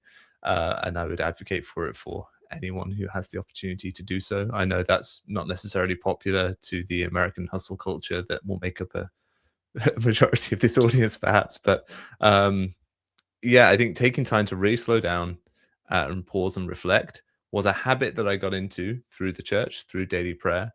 And it's a very natural time before you go to bed, before you go to sleep, to take some time to reflect. And whether that's journaling, whether that's meditation, whether that's any of these number of things, again, we don't have to just throw them out just because our life situation has changed, because our relationship to the church has changed, because fundamentally a time to stop and pause and reflect is a good thing. It's a reason why many people, if you want to take a secular perspective, it would be the reason why many people would report that prayer works, or prayer is helpful to them, or prayer comforts them, or makes them feel calm, because there is just something in taking that time to articulate your thoughts about the day you've had, articulate your thoughts about the things you want from life, about the things you're worried about, actually taking the time to stop and articulate them. Those thoughts will spin through your head all day long, but there is something about stopping and articulating them, whether it's just within your own mind, actually putting them into words within your own mind, or writing them down, is just incredibly effective. So don't throw that baby out with the bathwater. I think it's something wonderful. Prayer is something wonderful. And whether you believe there's a deity on the other end or not, taking that time to articulate those thoughts, I think is good for people. For me, prayer was powerful, but also journal writing. I have like 8 journal volumes that I wrote from the time I was like. And when's the book deal coming out, John? I know. We'll see. But yeah, from like 4th grade through like my mission, I filled up something like 7 or 8 volumes of journals. And I go back and I read those now, and I'm just super grateful. And it was absolutely the church that taught me to keep a daily journal. And that's a teaching about reflection. It's a teaching about history and keeping records, and that's all very Mormon, and it's something I'm really grateful for. Yeah. I am the biggest advocate of journal writing of all time. So some of you might know I separated from my husband over the last couple of years, and through all of the new identity making that happens as a single mom and as a post-Mormon woman, there is just the way that I craft my belief is around what am I reinforcing to myself, and taking time to journal every day, I really mean has been more beneficial than any therapy, any book that I've read, because while you're Mormon and you're journaling, you're kind of sometimes like reinforcing what you would think, God would want you to write about. But when you can journal as a post-Mormon, you're kind of creating your own mythology, your own lore, your own stories, and looking back and reflecting about, okay, with all of these pages now, is this the identity that I want to be crafting, and what do I want to try tomorrow? And so I knew that during like this really hard phase of my life, the number one way to get out of it was going to be writing. And so I actually, last March, the best thing I have done for my post-Mormon health has been hiring a goals coach, a lovely French Canadian woman named Brigitte, who has turned into like my heavenly mother replica. And every single night, 11 p.m., we check in with each other through this app, and she just asks if I did my writing. And it's like a funny, different version of a relationship of prayer. But she asks me about my goals, if I hit my goals, even if I didn't. And my goal has always just been at least write something about my day, even if it's just 5 minutes. And it has that same rehearsal of identity making that I had within Mormonism when I was talking to God or reading my scriptures. But instead, I'm writing my own stories. I'm putting down my own thoughts just for me. And it was the healthiest thing for me to craft my own identity and my own values and have the best mental health possible, I think, from just journaling and writing all the thoughts, everything that I wanted to say. And you can do it online. I don't recommend Google because it gets lost. There's an app called Penzu that I use. So everything is I have a spirituality journal. I have my regular journal. I have journals about how different substances affect me. I have different categories of different things. And being able to put my thoughts into one place is something that I really lost after I left the church, that I wasn't consciously interacting with my identity in a way through the first few years after I left the church. But now I think I've really rebuilt that. And journaling is something that I used to do all throughout my teens, like John, and into my early 20s and into my marriage. And I noticed that the last journal entry that I had when I was like a huge journaler was in 2020, the day after my son was born. And I was writing about that. And I was like, isn't that interesting that when life gets really overwhelming and I had my third child, that's when I stopped journaling. And so that is kind of like a signal that when you stop doing something that has been good for you and life gets too chaotic, like how do you reintegrate those types of practices, whether it's meditation or praying to whatever kind of God you believe in? Like, how do you take the space and time away from all of the chaos to keep kind of building your identity and talking with some kind of figure, whether it's yourself? For me, it's just myself and my lovely French Canadian goals coach. Like, I really would not be the same person without my journaling. And I'm grateful that that's a habit that I know that was useful to me in Mormonism. And I just kind of resituated it as a post-Mormon. I wanted to read a comment that we just received from Paisley 278. She writes, "Never Mormon here." She calls herself a Never Mo. Hey, Never Paisley. Mo here, who loves learning about Mormon history and culture, loves Mormon Stories podcast and Nemo, and especially loves Carah Burrell. Happy Valentine's Day to my favorite YouTubers. How fun. Well, you. Paisley, thank you for Happy joining Valentine's us. Day, It's Paisley. great to have you here. Happy Valentine's Day. Paisley has donated on my Timmy podcast before too. So I love you. Fun. Thank you. Great. Any more thoughts on daily reflection? Otherwise, Carah, I was going to move to your second.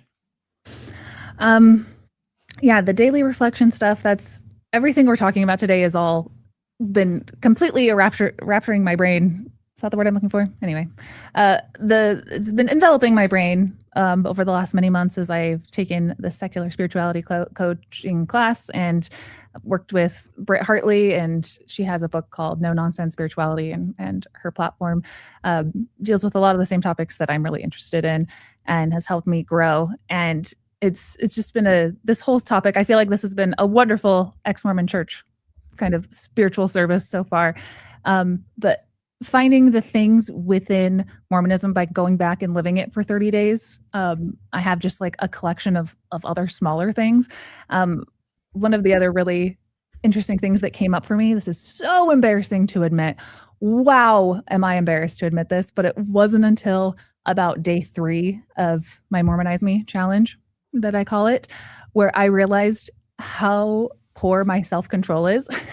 And unless I tell the internet, unless I write out a whole thesis statement for my class, was I able to have as much self-control as a normal person should probably have. But by putting, like Nemo said earlier, sometimes we won't build community unless there's like a gun to our head. Sometimes we won't do things that are healthy for us unless we have an outside structure and a meaning making around it. And so the meaning making around the rituals and the do's and don'ts within Mormonism, it's the fear of losing your family in eternity. It's breaking your covenants. It's not being worthy.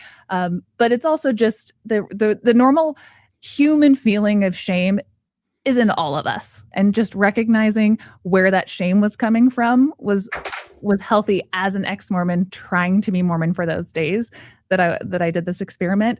And so I was really embarrassed to admit how difficult some things were that when I was Mormon, never a problem, that never had to worry about being tempted by a substance or a website or a vibrating toy or a man or a woman or name your different thing you're not supposed to do. I had to not just abstain and not do them.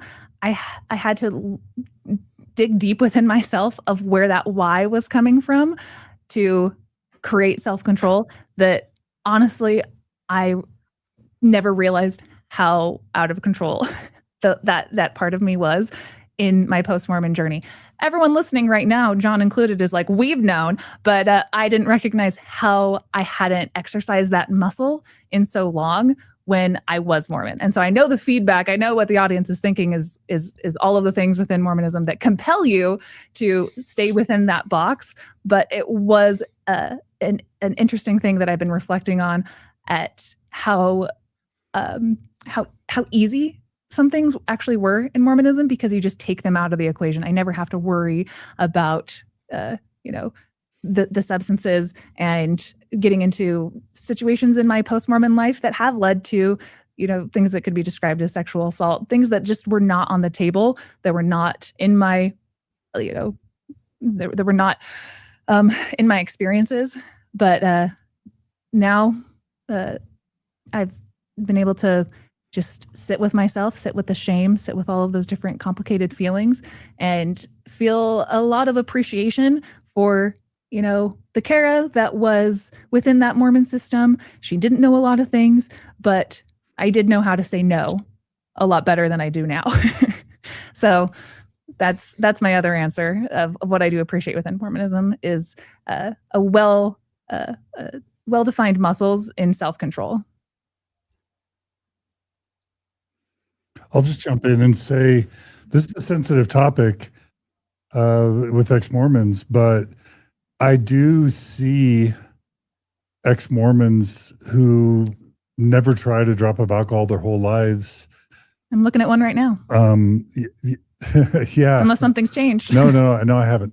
But I have seen ex-Mormons who never went 40 years never trying alcohol, who unfortunately once they started drinking became alcoholics. And it's no one's fault. I'm not shaming or stigmatizing anyone. But limits can be helpful, especially limits around behaviors that can be damaging. And so I do think, generally speaking, learning discipline and learning self-control and learning to avoid harmful or damaging practices or behaviors is a good thing. And Can I it's hard to self-impose that sometimes when you don't have a reason to self-impose it beyond just like, does it feel good or not? Or let me just try really hard to exercise self-control. And I do see sometimes ex-Mormons getting into trouble with various vices or behaviors. And so I think just that practice of self-control can be really valuable. Not always. And that last there's part, a place for healthy consumption of alcohol, I'm sure. Go ahead, Nemo. Sorry. no, it's that last part you said is something I maybe wanted to just highlight briefly. Is the idea of, is there a difference between compliance and control? I.e., when you have a well-organized, structured system that tells you what to do and what not to do, then what you're doing is you're complying with that system. When you say no, you're saying no because you've already made a decision to comply with that system. When all of a sudden you're the one responsible for designing that system, for coming up with your own reasons why you will and won't do things, that's where self-control seems to play a much bigger role. And so, maybe that's a skill that we don't always leave with as quite as well developed as maybe we think. And that's why perhaps some struggle. Yeah, and I think the principle, I mean, the way I would have phrased the principle, which is, I'm glad you talked about this, Carah. It's something I also really appreciate about my time inside of the church. And it, like you said, it does make life easier in some ways, is I would have called it like the idea of discipline. Maybe that's too broad, but the way I look at it is like, there is value in denying ourselves something just for the sake of like exercising that muscle. One of the nightly meditations that we do as a family is a breathing exercise that has like a full minute and then a full minute and a half long like breath hold. And I always joke with Cami and say that I just have a really finely evolved sense of self-preservation, but I'm terrible at holding my breath for that long. And I know this is a really small example. I'm not trying to make light of it, but it's the same muscle that we're trying to exercise here. I get a lot of value in like the times when I'm able to like center my brain enough to say like, resist the feeling to take this breath, because you're going to be okay on the other end of taking this breath. And of course, the breath is just a very small thing, but exercising that muscle of being disciplined, exercising self-control, and not just immediately giving in to whatever might feel the best in any particular moment, I think is a very valuable skill that you learn inside of the church, especially when you're choosing it, right? I had family members that I grew up with who were raised so fundamentalist that when they saw like a bottle of alcohol on the side of the road, they would like literally run the other direction because they were convinced that alcohol is evil, like as a substance is evil. That's not pulling the correct message either. These things are just things, and learning how to make our conscious decisions, I guess coming back to the whole idea of agency, learning how to make our conscious decisions about those things and how we want to show up in the world, I think is the value of being disciplined or having the ability to be disciplined. And I think you're right. There are a lot of people who leave the church and kind of go hog wild with trying everything that they've never tried before. And that's not necessarily always the best path for your life, depending on what you want your life to look like. It's about choosing what you want it to look like based on where that's likely to take you, in my view. Any other thoughts on that one? Oh, wait, Carah's response. Yeah. Thank you guys for putting my words that don't always come out so eloquently into your eloquent speak. And speaking on that subject, what I have found instead, all of those things are true, and the conformity versus actually choosing for yourself how in which you engage in things that were always off limits before. My more guiding principle that is also something that is, ingrained in me from whether Mormonism or just being a Homo sapien that wants to care after my community and my children. I'm really intentional with my journaling and what goes in my body and what I watch and what I read. And part of that is developing a sense of a value system based around, honestly, just like awe. Just, what do I get out of bed for? What am I here on earth for? I don't know about God. I don't know about a lot of things, but I know that in this body I'm in, I want to experience the feeling of awe the most amount of times. I think that's the most incredible feeling that we can have as human, amongst many other great feelings. And so the instinct from Mormonism to just be in awe of my kids as much as possible, and that informs my habits and what I do with my time and what I put in my body and what time I go to bed, so that I am able to feel in awe of my kids in the morning and not be hungover or grumpy or needing a substance, things like that. And so by building a value system based around that, it's informed all of the other habits and things that I do with my time in my life. So I just looking for to be connected with people, to be wowed, to be like, oh my gosh, look at that sunset. I don't need anything else other than, the kids that I giggle with and, community and these other just really awe-inspiring interactions that can be helped and increased in some ways by other non-Mormon activities and non-Mormon substances, sure. But the main staple of my life is just a value system based around going, wow, incredible. I love being alive. I love the colors of that sunset. I love spending time with my kids and giggling as I put them to bed, So I don't feel conformed by my value system. I feel, it grows and inspires me to just keep plugging away. Can I jump in for 30 seconds on appreciation of sunsets? People travel thousands of miles to go and see the northern lights, right? People love to look at the sky and think, wow, it's lit up in all these wonderful colors. Everywhere on Earth, every single day, the sun puts on a show for you. So just go out and appreciate it, please. Thank you. Rant over. That's awesome. Well, we're coming to you for your next one, Nemo, and then we'll go to Julia and then John. So I'd Nemo, skip straight up to Julia. I've expounded all mine throughout everything else, so you can go. I'm in awe of that. Sure. So Nemo, you say you're done with that? Yeah, I'm done. Right.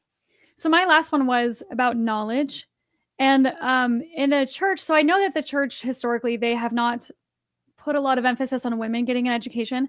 I do think that with Hinckley, he was the one that kind of was like, oh yeah, women should get an education. Of course, your place is in the home and to be a wife and a mother, but go and get an education. At least that's what I remember from growing up. And then also, I think Joseph Smith or somebody, I think it was Joseph, he said that whatever knowledge you obtain in this life, or this is a scripture, whatever knowledge you obtain in this life, it will rise with you in the next. And so this whole concept of enriching my mind, because that's the only thing that I can really take. I can't take gold or riches or whatever books or whatever things that I have. I can just bring my knowledge with me. And then the most important thing is the knowledge of the gospel. And so I was constantly reading different books and expanding my knowledge about different things. And that's something that I've still carried over and I still love today. I'm learning about the KKK and the Ozarks here, which is one of the classes that I'm taking, and just the things that I'm taking, or getting a master's degree, just these things that I really think that the church really helped me have that foundation of just continue learning. Just don't ever stop learning.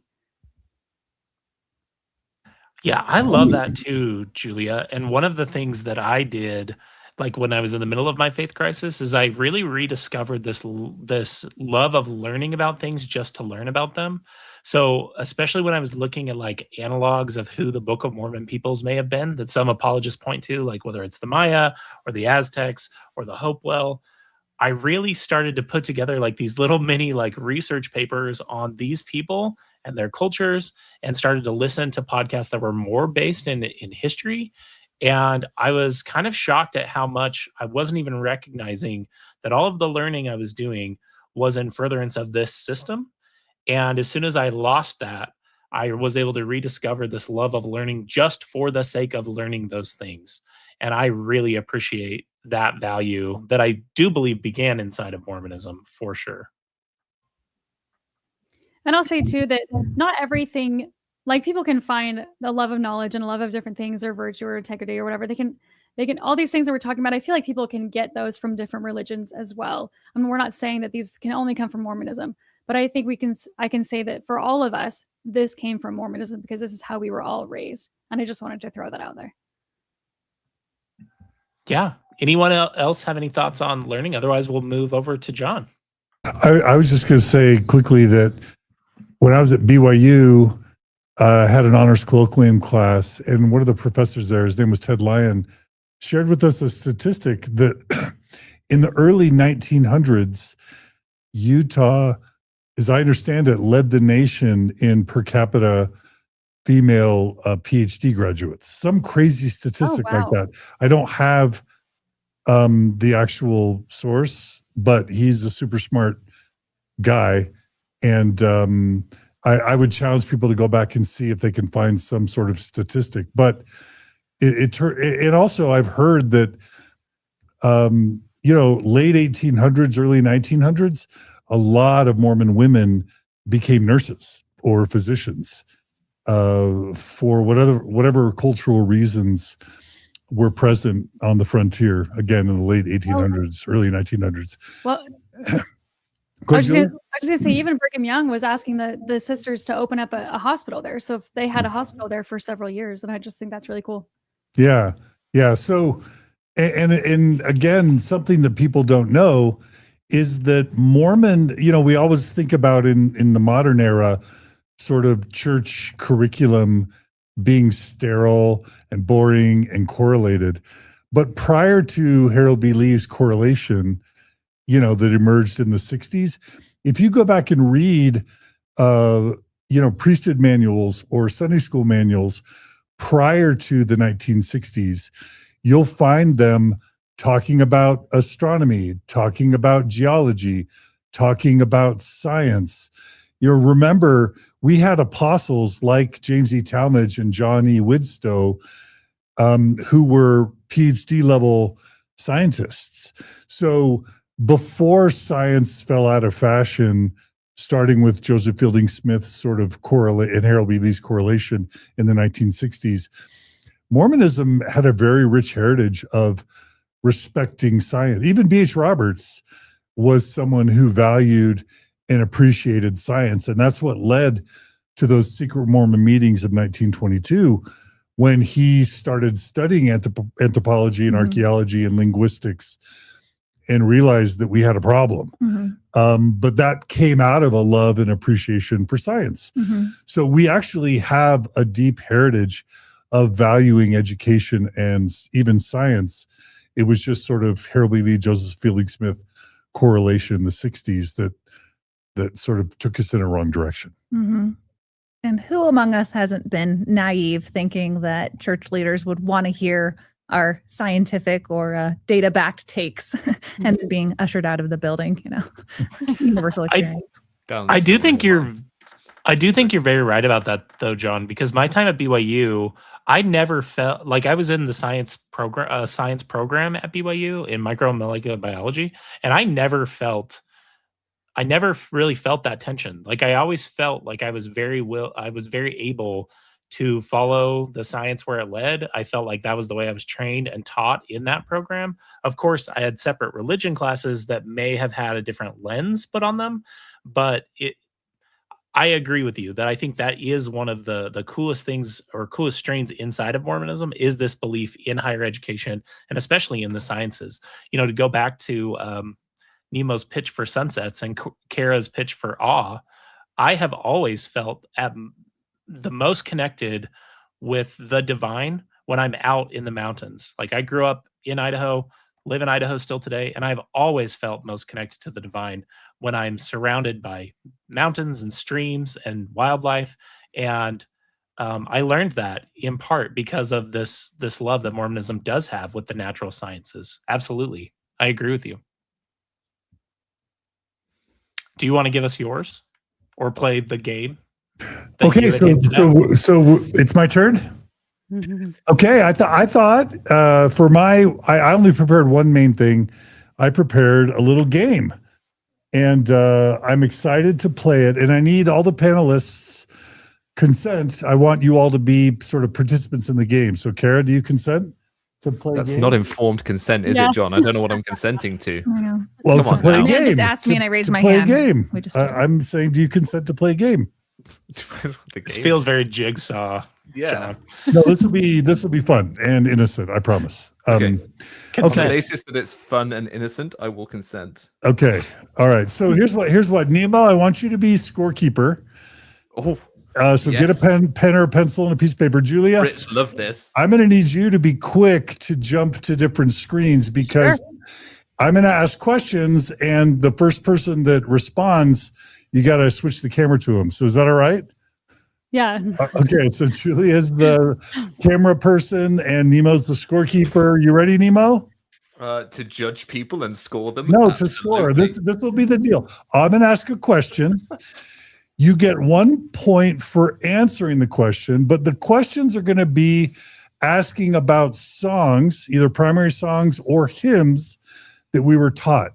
Because the one thing that I love perhaps most about Mormonism is it taught me a love for music, and it taught me a love for learning values or good things through music. And so my happiest memories as a Mormon literally were either sitting in singing time during primary and learning primary songs, or sitting in the chapel singing hymns with my fellow Mormons, or singing in the choir, in the ward or state choir, or the MTC choir as a Mormon, or attending General Conference, hearing the Mormon Tabernacle Choir sing, or singing at General Conference with the entire 10,000 people or whatever in the conference center, or even singing with my family.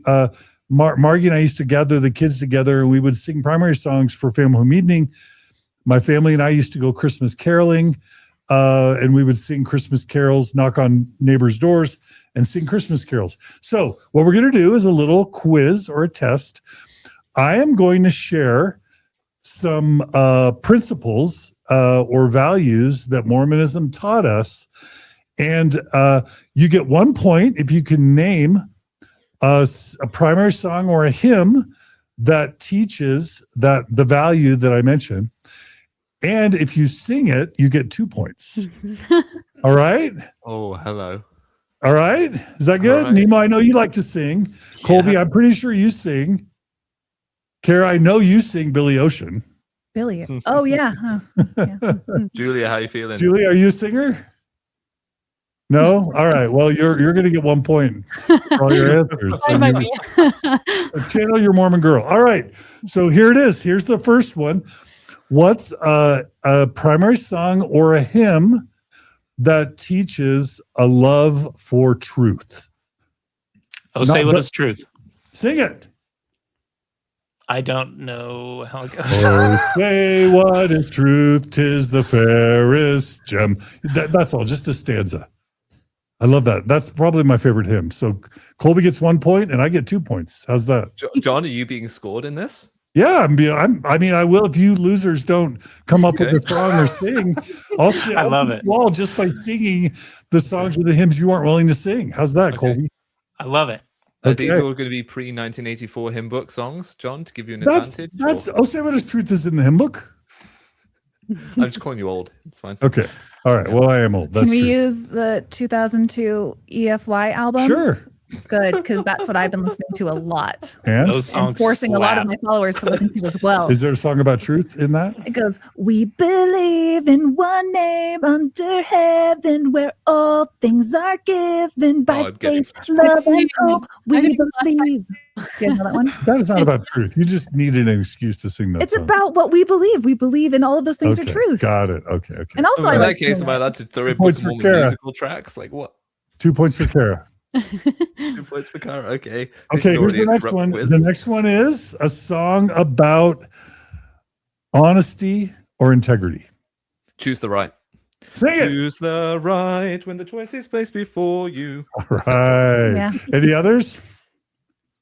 Does this count? I have to go off the rails all the time. What about "And Come Thou Fount" when it goes, "Here I raise my Ebenezer"? Does that count? Sure. By thy help I've come. What's Yeah. for Carah?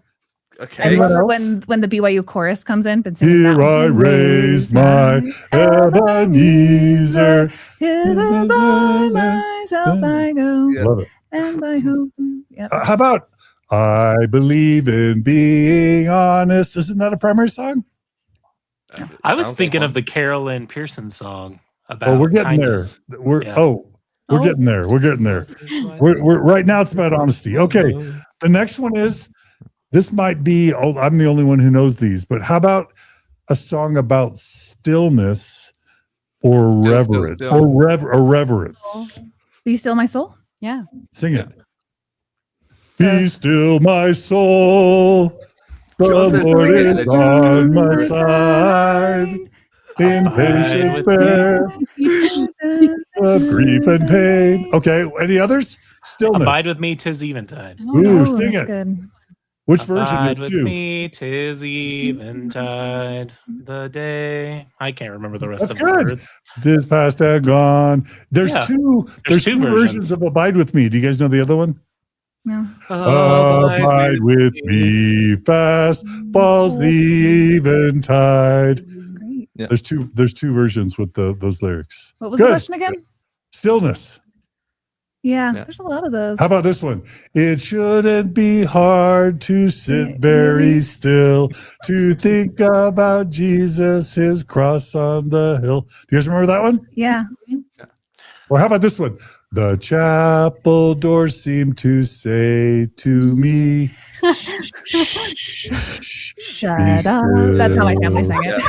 Yeah. You guys have different For this versions of is inappropriate songs, versions of You're them. taking us off the game here, I know, Kara. but that's It was always choose the Sprite when the Coke is placed before you. That Yes. was a classic.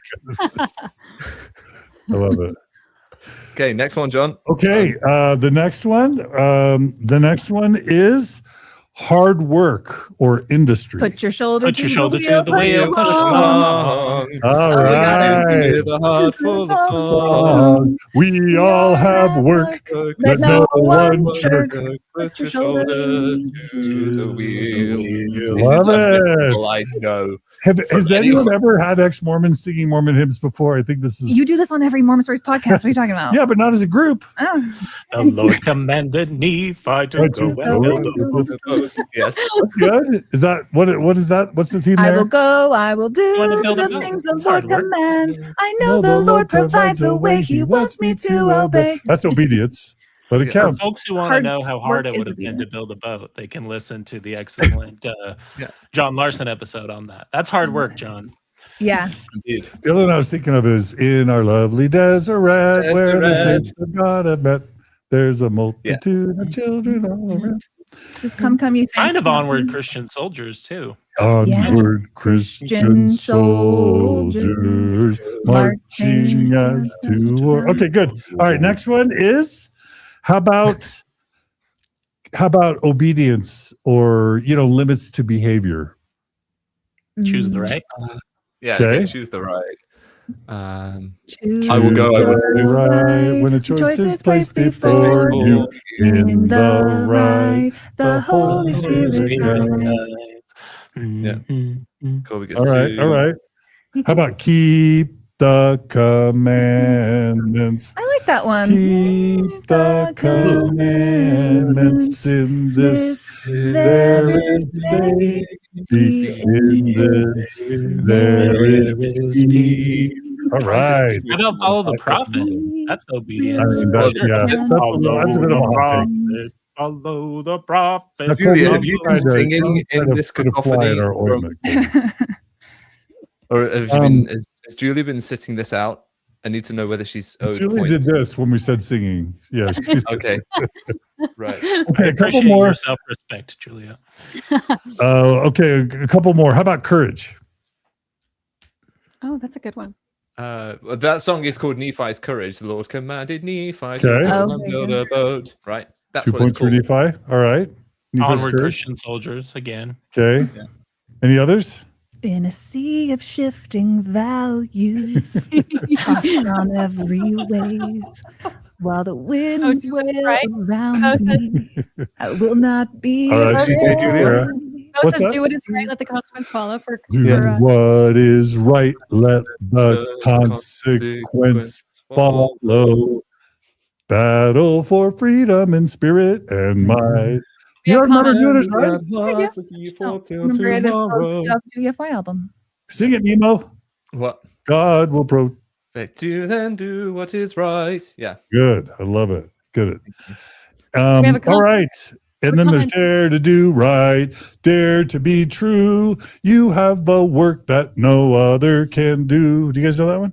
Yeah. Do it so Please tell me you've brave, got so one kindly, so in here, well. John, a song about flexibility. Because I want to crack out I'm all made of hinges, and don't you try to stop me. What is it? Go Do you for know it. that one? I'm all made of hinges and everything bends.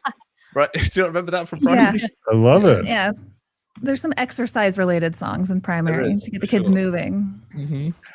Okay, how about kindness or loving people that are different than us? Kolby, you made a reference to this. You may want as some people do. Oh, that too. Some people want. Okay, as I've loved you, love one another. Yeah. Kolby gets 2 for that. Yeah. Kara? But I won't, I'll walk with you, I'll talk with you, that's how I'll show my love for you. Shout out to Carolyn Pearson. Kolby, you get a point for mentioning that song because you mentioned it first, but Okay. Cool. I'm just Kara gets 2 for singing. points there. Just trying to pull into the Yeah, lead. I'll walk with you is a banger. I don't know how anyone's pulling away because everyone's absolutely smashing this. All right, and then the last one is about hope or optimism. Any ideas? Hope of Israel, rise in might. All right, With with the sword of truth and right. I always love sound the war cry, watch it. Okay, I love it. Any others? Hope or optimism? I mean, they're all kind of about Jesus, so it's kind of like all of them. I don't know. How about the day dawn is breaking, the world is awaking? How about, can I share the most impactful religious related song? I don't know if it's in Mormon canon, but I sang it in my high school graduation in Provo, Utah, which was 100% Mormons. And it was the song Be Thou a Smooth Way. And it's, yeah, there's just, songs about the turbulence of life. And Jesus Christ is like, be thou a smooth way before you, that I have everything taken care of. So there's, I like the choral music of Mormonism more than the hymns that you have to sing in Sunday. So the arrangements of the a cappella of Timpview High School cannot be matched. For sure. Any other favorite Mormon hymns or primary songs before I read a couple Brightly comments? beams our Father's mercy is a 4-part men's group. Brightly beams our Father's Bracket. mercy. Sing it, Nemo. From his lighthouse evermore. That was our mission. To us he gives the keeping Of the lights along the shore. It's one of the parts. That was our- Changing the camera. That was our missionary theme song whenever I served in Salt Lake. Yeah, it's a good Let song. the lower lights be burning. Oh, what about I Love to Look for Rainbows? That's I like the like baptism Oh, yeah. song. I love that one. They've recently changed that. Whenever You know about this? there is rain. There was a What? theological change made with that hymn. Really? Yeah, think about the next line. And think upon the beauty of an earth made clean again. They got rid of the word "an" and they changed it to "the," getting rid of the plurality of worlds and just making it about the one earth. I think I did see your. Did you make a shirt Subtle on that? change, but it makes all the difference. Any other favorite Interesting. primary songs or hymns before we end? Oh, man. Book of Mormon Stories, absolute banger. Did they change the hand movements on that one? No. We were as Trouble. racist as ever. You ex-Mormons can't stop trying to stir up trouble. You're going to mention Follow the Prophet and Book of Mormon Stories and I'm Jesus a wants me defender of for a Follow the sunbeam. Prophet. I Jesus- love that song because my high school friend's dad wrote it, and I was always like, "Hey, but the family is cool." The way that the song encourages people's, authoritarian instincts, it's another thing. But I have beef with a primary song. No, popcorn popping on what kind of tree? looked out the window. Apricot. Yeah, apricot trees don't grow popcorn. No, it's saying I the was an blossom. Nemo. embarrassingly grown man when I worked that out. Nemo, it's talking about how the blossoms look like popcorn, Nemo. Yeah, given that we have no native apricot trees here, as far as I'm aware, metaphor was lost on me. Took it very literally. All right. Well, all right, Nemo, what's the score? What's the tally? Why don't I'll read a couple comments really quick, and then we'll have Nemo give us the tally. I also gave you an image of the way I felt when you were asking us to play a game there at the bottom, John, if you want to share that. Okay. What is that, Kolby? That's you as Jigsaw. Kolby, you need to get off AI. you want to play the game? I don't know the reference there. It's from the song. Okay. And his line is, No, "You wanna play a explain it game?" to us And then he boomers. forces people. Explain the reference, In the Kolby. Saw franchise, that's the phrase he uses. Hello, Kolby. I want to play a game. That's how I felt. Nice. I love it. So I All think right, let me read a couple. Let me read a couple comments really quick. Captain Blood writes, "I loved the refreshments." He's referring to his favorite thing about Mormonism. He loved the refreshments. Yeah, like ward potlucks, Jello salad, funeral potatoes. Those things are bangers. Dan Bogle, we love Dan Bogle. He writes, "There are parts of us like anger and sexuality that we disown, and post-Mormon we can claim them." That's not his favorite part about Mormonism, but it is a good observation, Dan Vogel. We always are glad when you join us. Stephanie Wing 2658 writes, "Nothing good about the church makes up for the insidious doctrine and damage. It's done by being false." Okay, that's not in the spirit of this episode, but we'll share it as representing, I'm sure, what not just only one person feels. And then we love Bishop Bo Euler. Woo. Shout out to Bishop Bo during a time where the church is directly going after him. We love and appreciate his courage. Speaking of integrity and truth and courage and sticking up for those who are marginalized, I think Bishop Bo represents the best of what Mormonism taught us all. And he has been speaking up at a great personal cost and sacrifice to a degree that none of us, I think, really understand who aren't friends with Bo. So we love you, Bo. Our hearts are with you and with your family during a very hard time. Bishop Bo Euler, check out his soft white underbelly interview. I've been wanting to play and respond to that on Mormon Stories. We've just been waiting for the right time and the right way to do that. But check out Bishop Bo Euler's episode on soft white underbelly.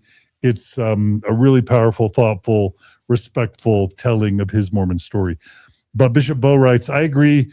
And when we do it for ourselves," so he's talking about this idea, I think it was during the alcohol conversation, that when we do things of our own intrinsic motivation and ethics and moral values, Bo writes, it feels much more rewarding than when we did it to be worthy of the church. And I'll just kind of say that reflects kind of the Richard Rohr concept of, as indicated in the book Falling Upward, where he talks about first half of life and second half of life.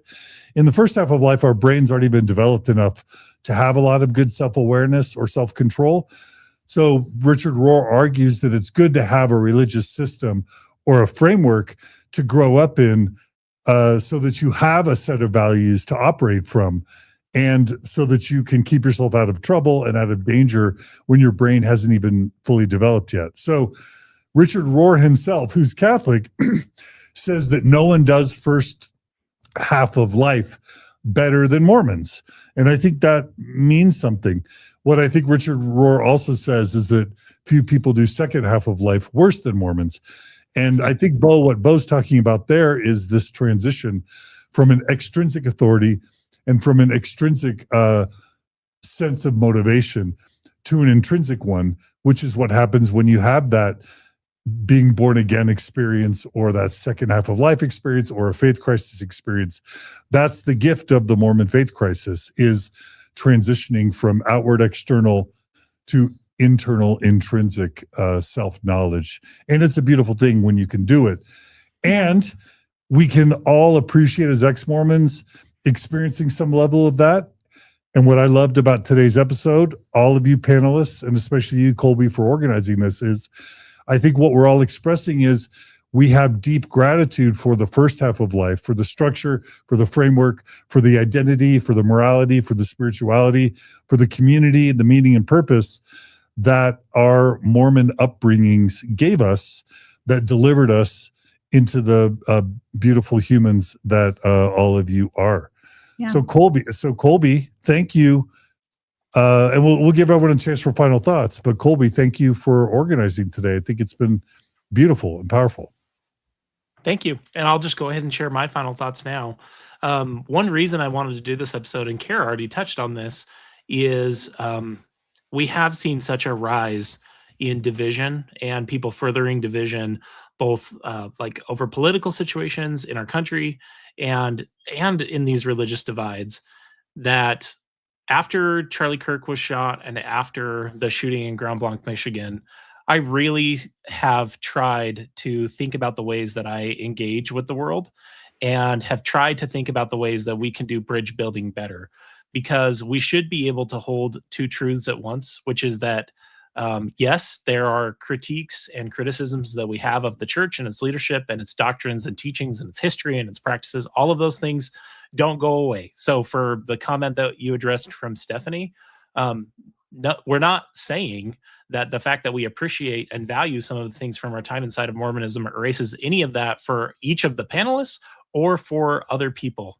individually. However, we're just not really giving people, we're not finding other people's humanity or recognizing other people's humanity if we can't also talk about the good things that came from this system, because there are people that are close to each of us who are still part of this system, that it still means a lot to them. And frankly, it still means a lot to me. It is a system that helped shape me. And while I do want it to change and I do want it to evolve, I still want it to be the best system it can be for the people who are still in that.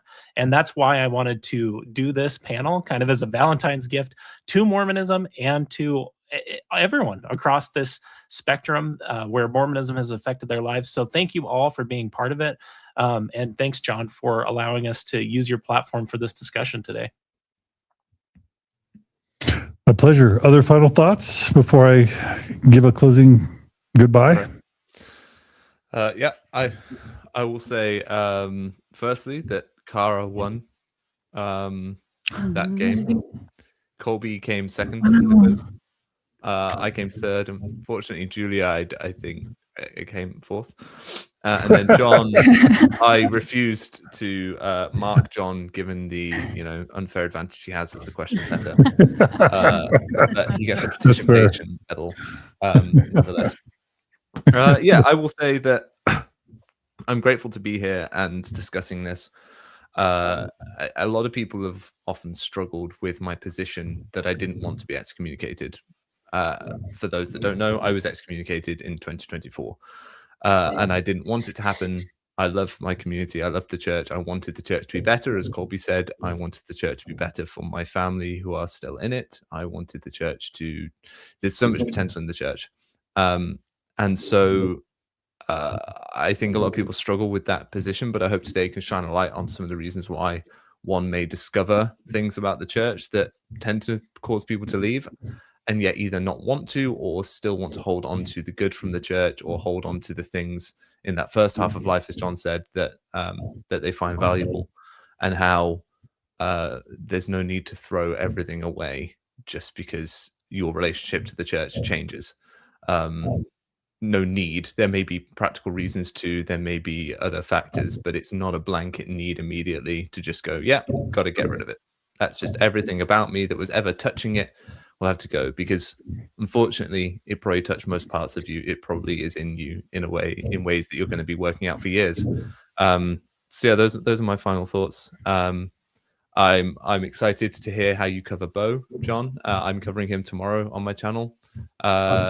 I'm going to be talking about the helpline more generally, so people want to go check out, they're free to go check that out. But yeah. Before Julie jumps in, I'm going to do a round robin quiz. So the choices are A, destroy the Mormon church, or B, make the Mormon church better. Each of you respond quickly, firing round. Carah, destroy the Mormon church or make it better? Make it better. Nemo, destroy the church or make it better? Make it better. Julia, destroy the Mormon church or make it better? Make it better. All right. Kolby, destroy the Mormon church or make it better? There's a lot of pressure on me. Make it better. All right. Take that, a Mormon apologist. 5, is it 5 or 6? 5 out of 5 ex-Mormons want not to destroy the Mormon church, but just to help make it better. Julia, final thoughts. Yeah, I really like what you said, Nemo, that I was excommunicated also, and I didn't want to be excommunicated, and still it's like kind of a tender spot because the church meant everything to me at the time.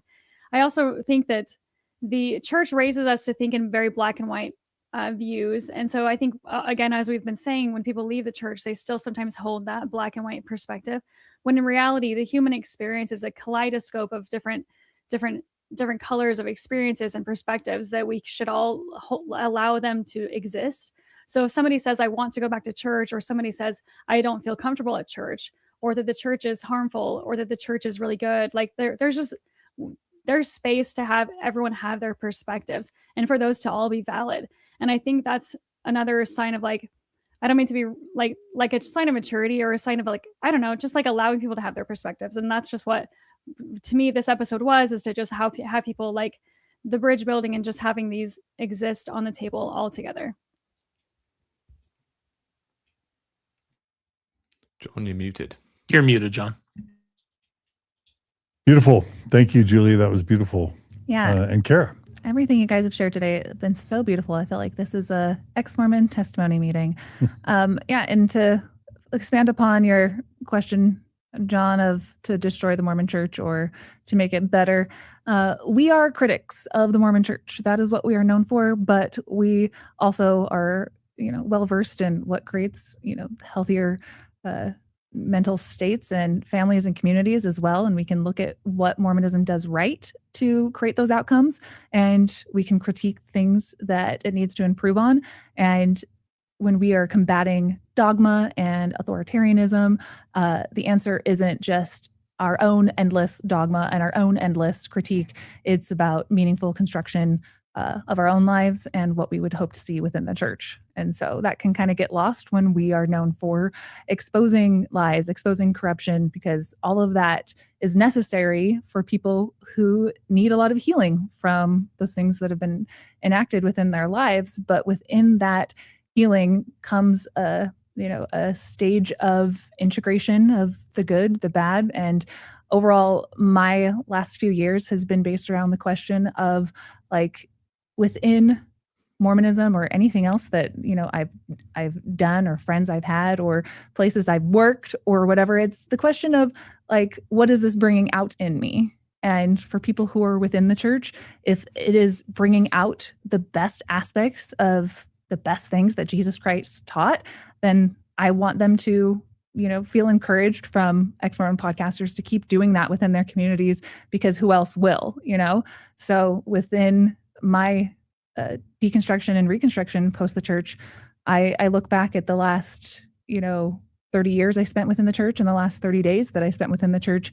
And it's still looking at those rituals, it's still looking at those lessons and asking, not, is it true, capital T true, but what did this ritual do to me? What did this practice, what did this teaching do to me? And I think we've like really hit a lot of those important things, because I was such a Jesus freak for my time within the church. A lot of the structure of the church worked for me, but the person that I was worshiping was kind of a DIY God of Jesus Christ that I created in my head. And I had to kind of recreate that God in the last 30 days, of a God who mourns with those that mourn, and a God who isn't into spiritual bypassing and just putting in a dogmatic scripture about, well, God came with the sword, so what do you expect? Like, it's a God who wants to be in relationship with its children, and it's a God that I don't believe in necessarily, but I believe in the principle that we're all children of God, and there's a lot of good calls back to our humanity within that religion, and recreating that space in my own secular spiritual life moving forward is something that I want to keep growing and encouraging other people to do as well. Love it. My final thought is just that, some people say that the opposite of love is hate. And I would say that in many instances, for me, the opposite of love is indifference. It's just not caring at all. Love seems to be the epitome of caring. And the opposite of that is just zero caring.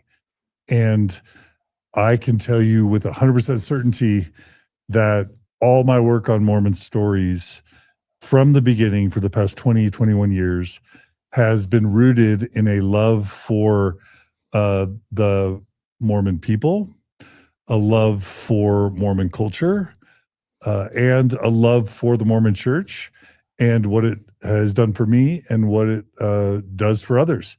And it comes not from a place of apathy or of hatred, but from a place of love and admiration and appreciation. And if I've been critical, if I've supported criticisms or any sort of thing, it for me has always come from a place of just wanting to see the church be its best self, to see the Mormon people be its healthiest self, to see Mormons and church leaders rise to the highest level that they can rise and do the most good and the least amount of harm in the world. So I love the Mormon people. I love the many aspects of the LDS Church, and I just want to see more kindness, more good, more love, less harm, less pain, and less suffering. And this is a manifestation of that. At my heart, I don't think of myself as a critic.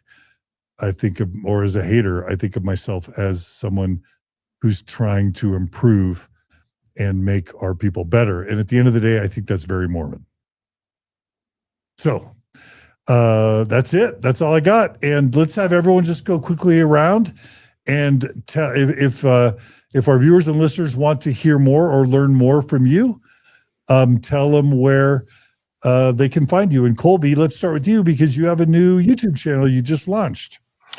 Yeah, I do. It's aimed at, I just launched it literally yesterday. It's called Let's Disagree and Other Interesting Conversations with Kolby Reddish.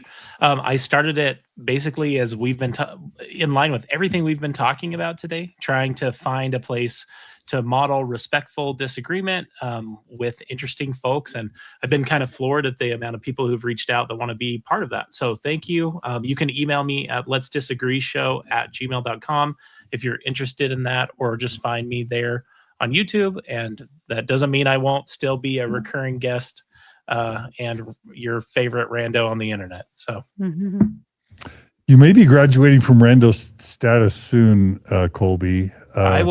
I will always be a rando to me, John. Julia, tell people how they can follow you. Yeah, my name is Julia Sanders. You can find me. I run the Analyzing Mormonism TikTok and Instagram and YouTube and Patreon. So if you want to find me there, I post everything on those platforms. So yeah. And you do a lot of history, Mormon history. Yes. Really thoughtful. Nemo. Look up Nemo the Mormon anywhere you would like to consume social media, and you'll find this face looking back at you. And then you can hit the little thumbs up button or the little subscribe button. Both of them tell YouTube you want to see more of it. So, and if people want to help subsidize your trip to the United States, how do they do that? Donorbox.org/Nemo the Mormon. And they can just give you money, and then you'll be more likely to spend time with them if they come to the US. Is that right? Yeah, essentially, yeah. Okay. So basically, you're for sale. Basically, you're for sale. We're hoping to have a meetup, and but if you pay for my play tickets, I'll have lunch with you. Like I don't feel like that's an unreasonable thing. To say, All right. I'll have lunch with lots of people while I'm there, but if you want to secure your place to eat carbonara together or whatever it is Cheesecake Factory's serving up these days, then what about waffles? Oh, waffles, John. We're going to hit waffle love while we're there. All right. Yeah. And Carah, if people want to buy your love and affection, how do they do that? Waffle love. I am on all the platforms, Instagram, TikTok, YouTube, under Nuancehoe, which is probably easier to spell than Carah Burrell, which is also my name. But that's HOE, right? HOE, yes. And my YouTube channel is where I'm probably the most active under Carah Burrell. And I have two podcasts that I run, one called The Mormon History Hoedown, where I talk about all the subjects related to deconstruction, not just Mormon. And then another podcast called Timmy Did What that I run with my good friend Ryan, who is a former friend and business partner of Tim Ballard. So I kind of took all of this ex-Mormon stuff, post-deconstruction about Joseph Smith, and said, when there's a modern Joseph Smith, can I just dedicate my life to making sure people know that he needs to be in prison and face the full consequences of the law? So Tim Ballard, taking him down is another side quest that I'm very much involved in. So you can watch my podcasts over on the Carah Burrell YouTube channel and my occasional visits here at Mormon Stories, back when me and John get back together like the olden days. So are you taking Tim Ballard down from a place of love, Carah Burrell? Oh, no. Everything else I said, scratch that when it comes to No tea love. bags like that. Okay. All right. Beautiful. Well, it's great to have you all as panelists. Really quickly, please subscribe to Mormon Stories Podcast YouTube channel. We're a couple thousand away from 300,000. We really want to break that threshold. Please subscribe to that YouTube channel. You can also subscribe on Spotify. We exist at the generosity of our donors. So if you value this content and you want to see it continue, you can go to mormonstories.org/donate, become a monthly donor. Our ad revenue and donations are in decline. Starting in 2025, there's probably reasons for that. I won't go into, but if you value this content and you want to see it continue, please donate. We have received a letter from the Church of Jesus Christ of Latter-day Saints that they are threatening to sue us if we don't. And originally, it was with the threat that if we don't take Mormon out of the title of our podcast and all our URLs and handles. I'm in mediation with the church right now. Hopefully, we'll reach amicable terms. But we really value those of you who are willing to support us because we need your support more than ever. All right. Well, Kolby, thanks again for making this happen. Hope to see you again. You're also with Julia and Nemo leading the LDS discussion series, which I'm really appreciating that y'all are taking that and running with it. Yeah, that's been great. And we'll keep working on that. Thanks, John. All right. Thanks again, everyone, for joining us. Thanks to everyone who joined us in the comments as well. We appreciate it. And happy Valentine's Day. Be good to each other. Love each other. Be kind to each other, Mormon or ex-Mormon. Let's have less black and white thinking, less binary thinking, more love, more compassion, more nuance, and more kindness. And thanks again, Nemo. Great to see you. Thanks, Julia. Thanks, Kolby. And of course, thanks, Carah. And thanks to all of you. Be good to each other. Be kind to each other. We'll see you all again soon on another episode of Mormon Stories Podcast. Happy Valentine's Day. Take care, everybody.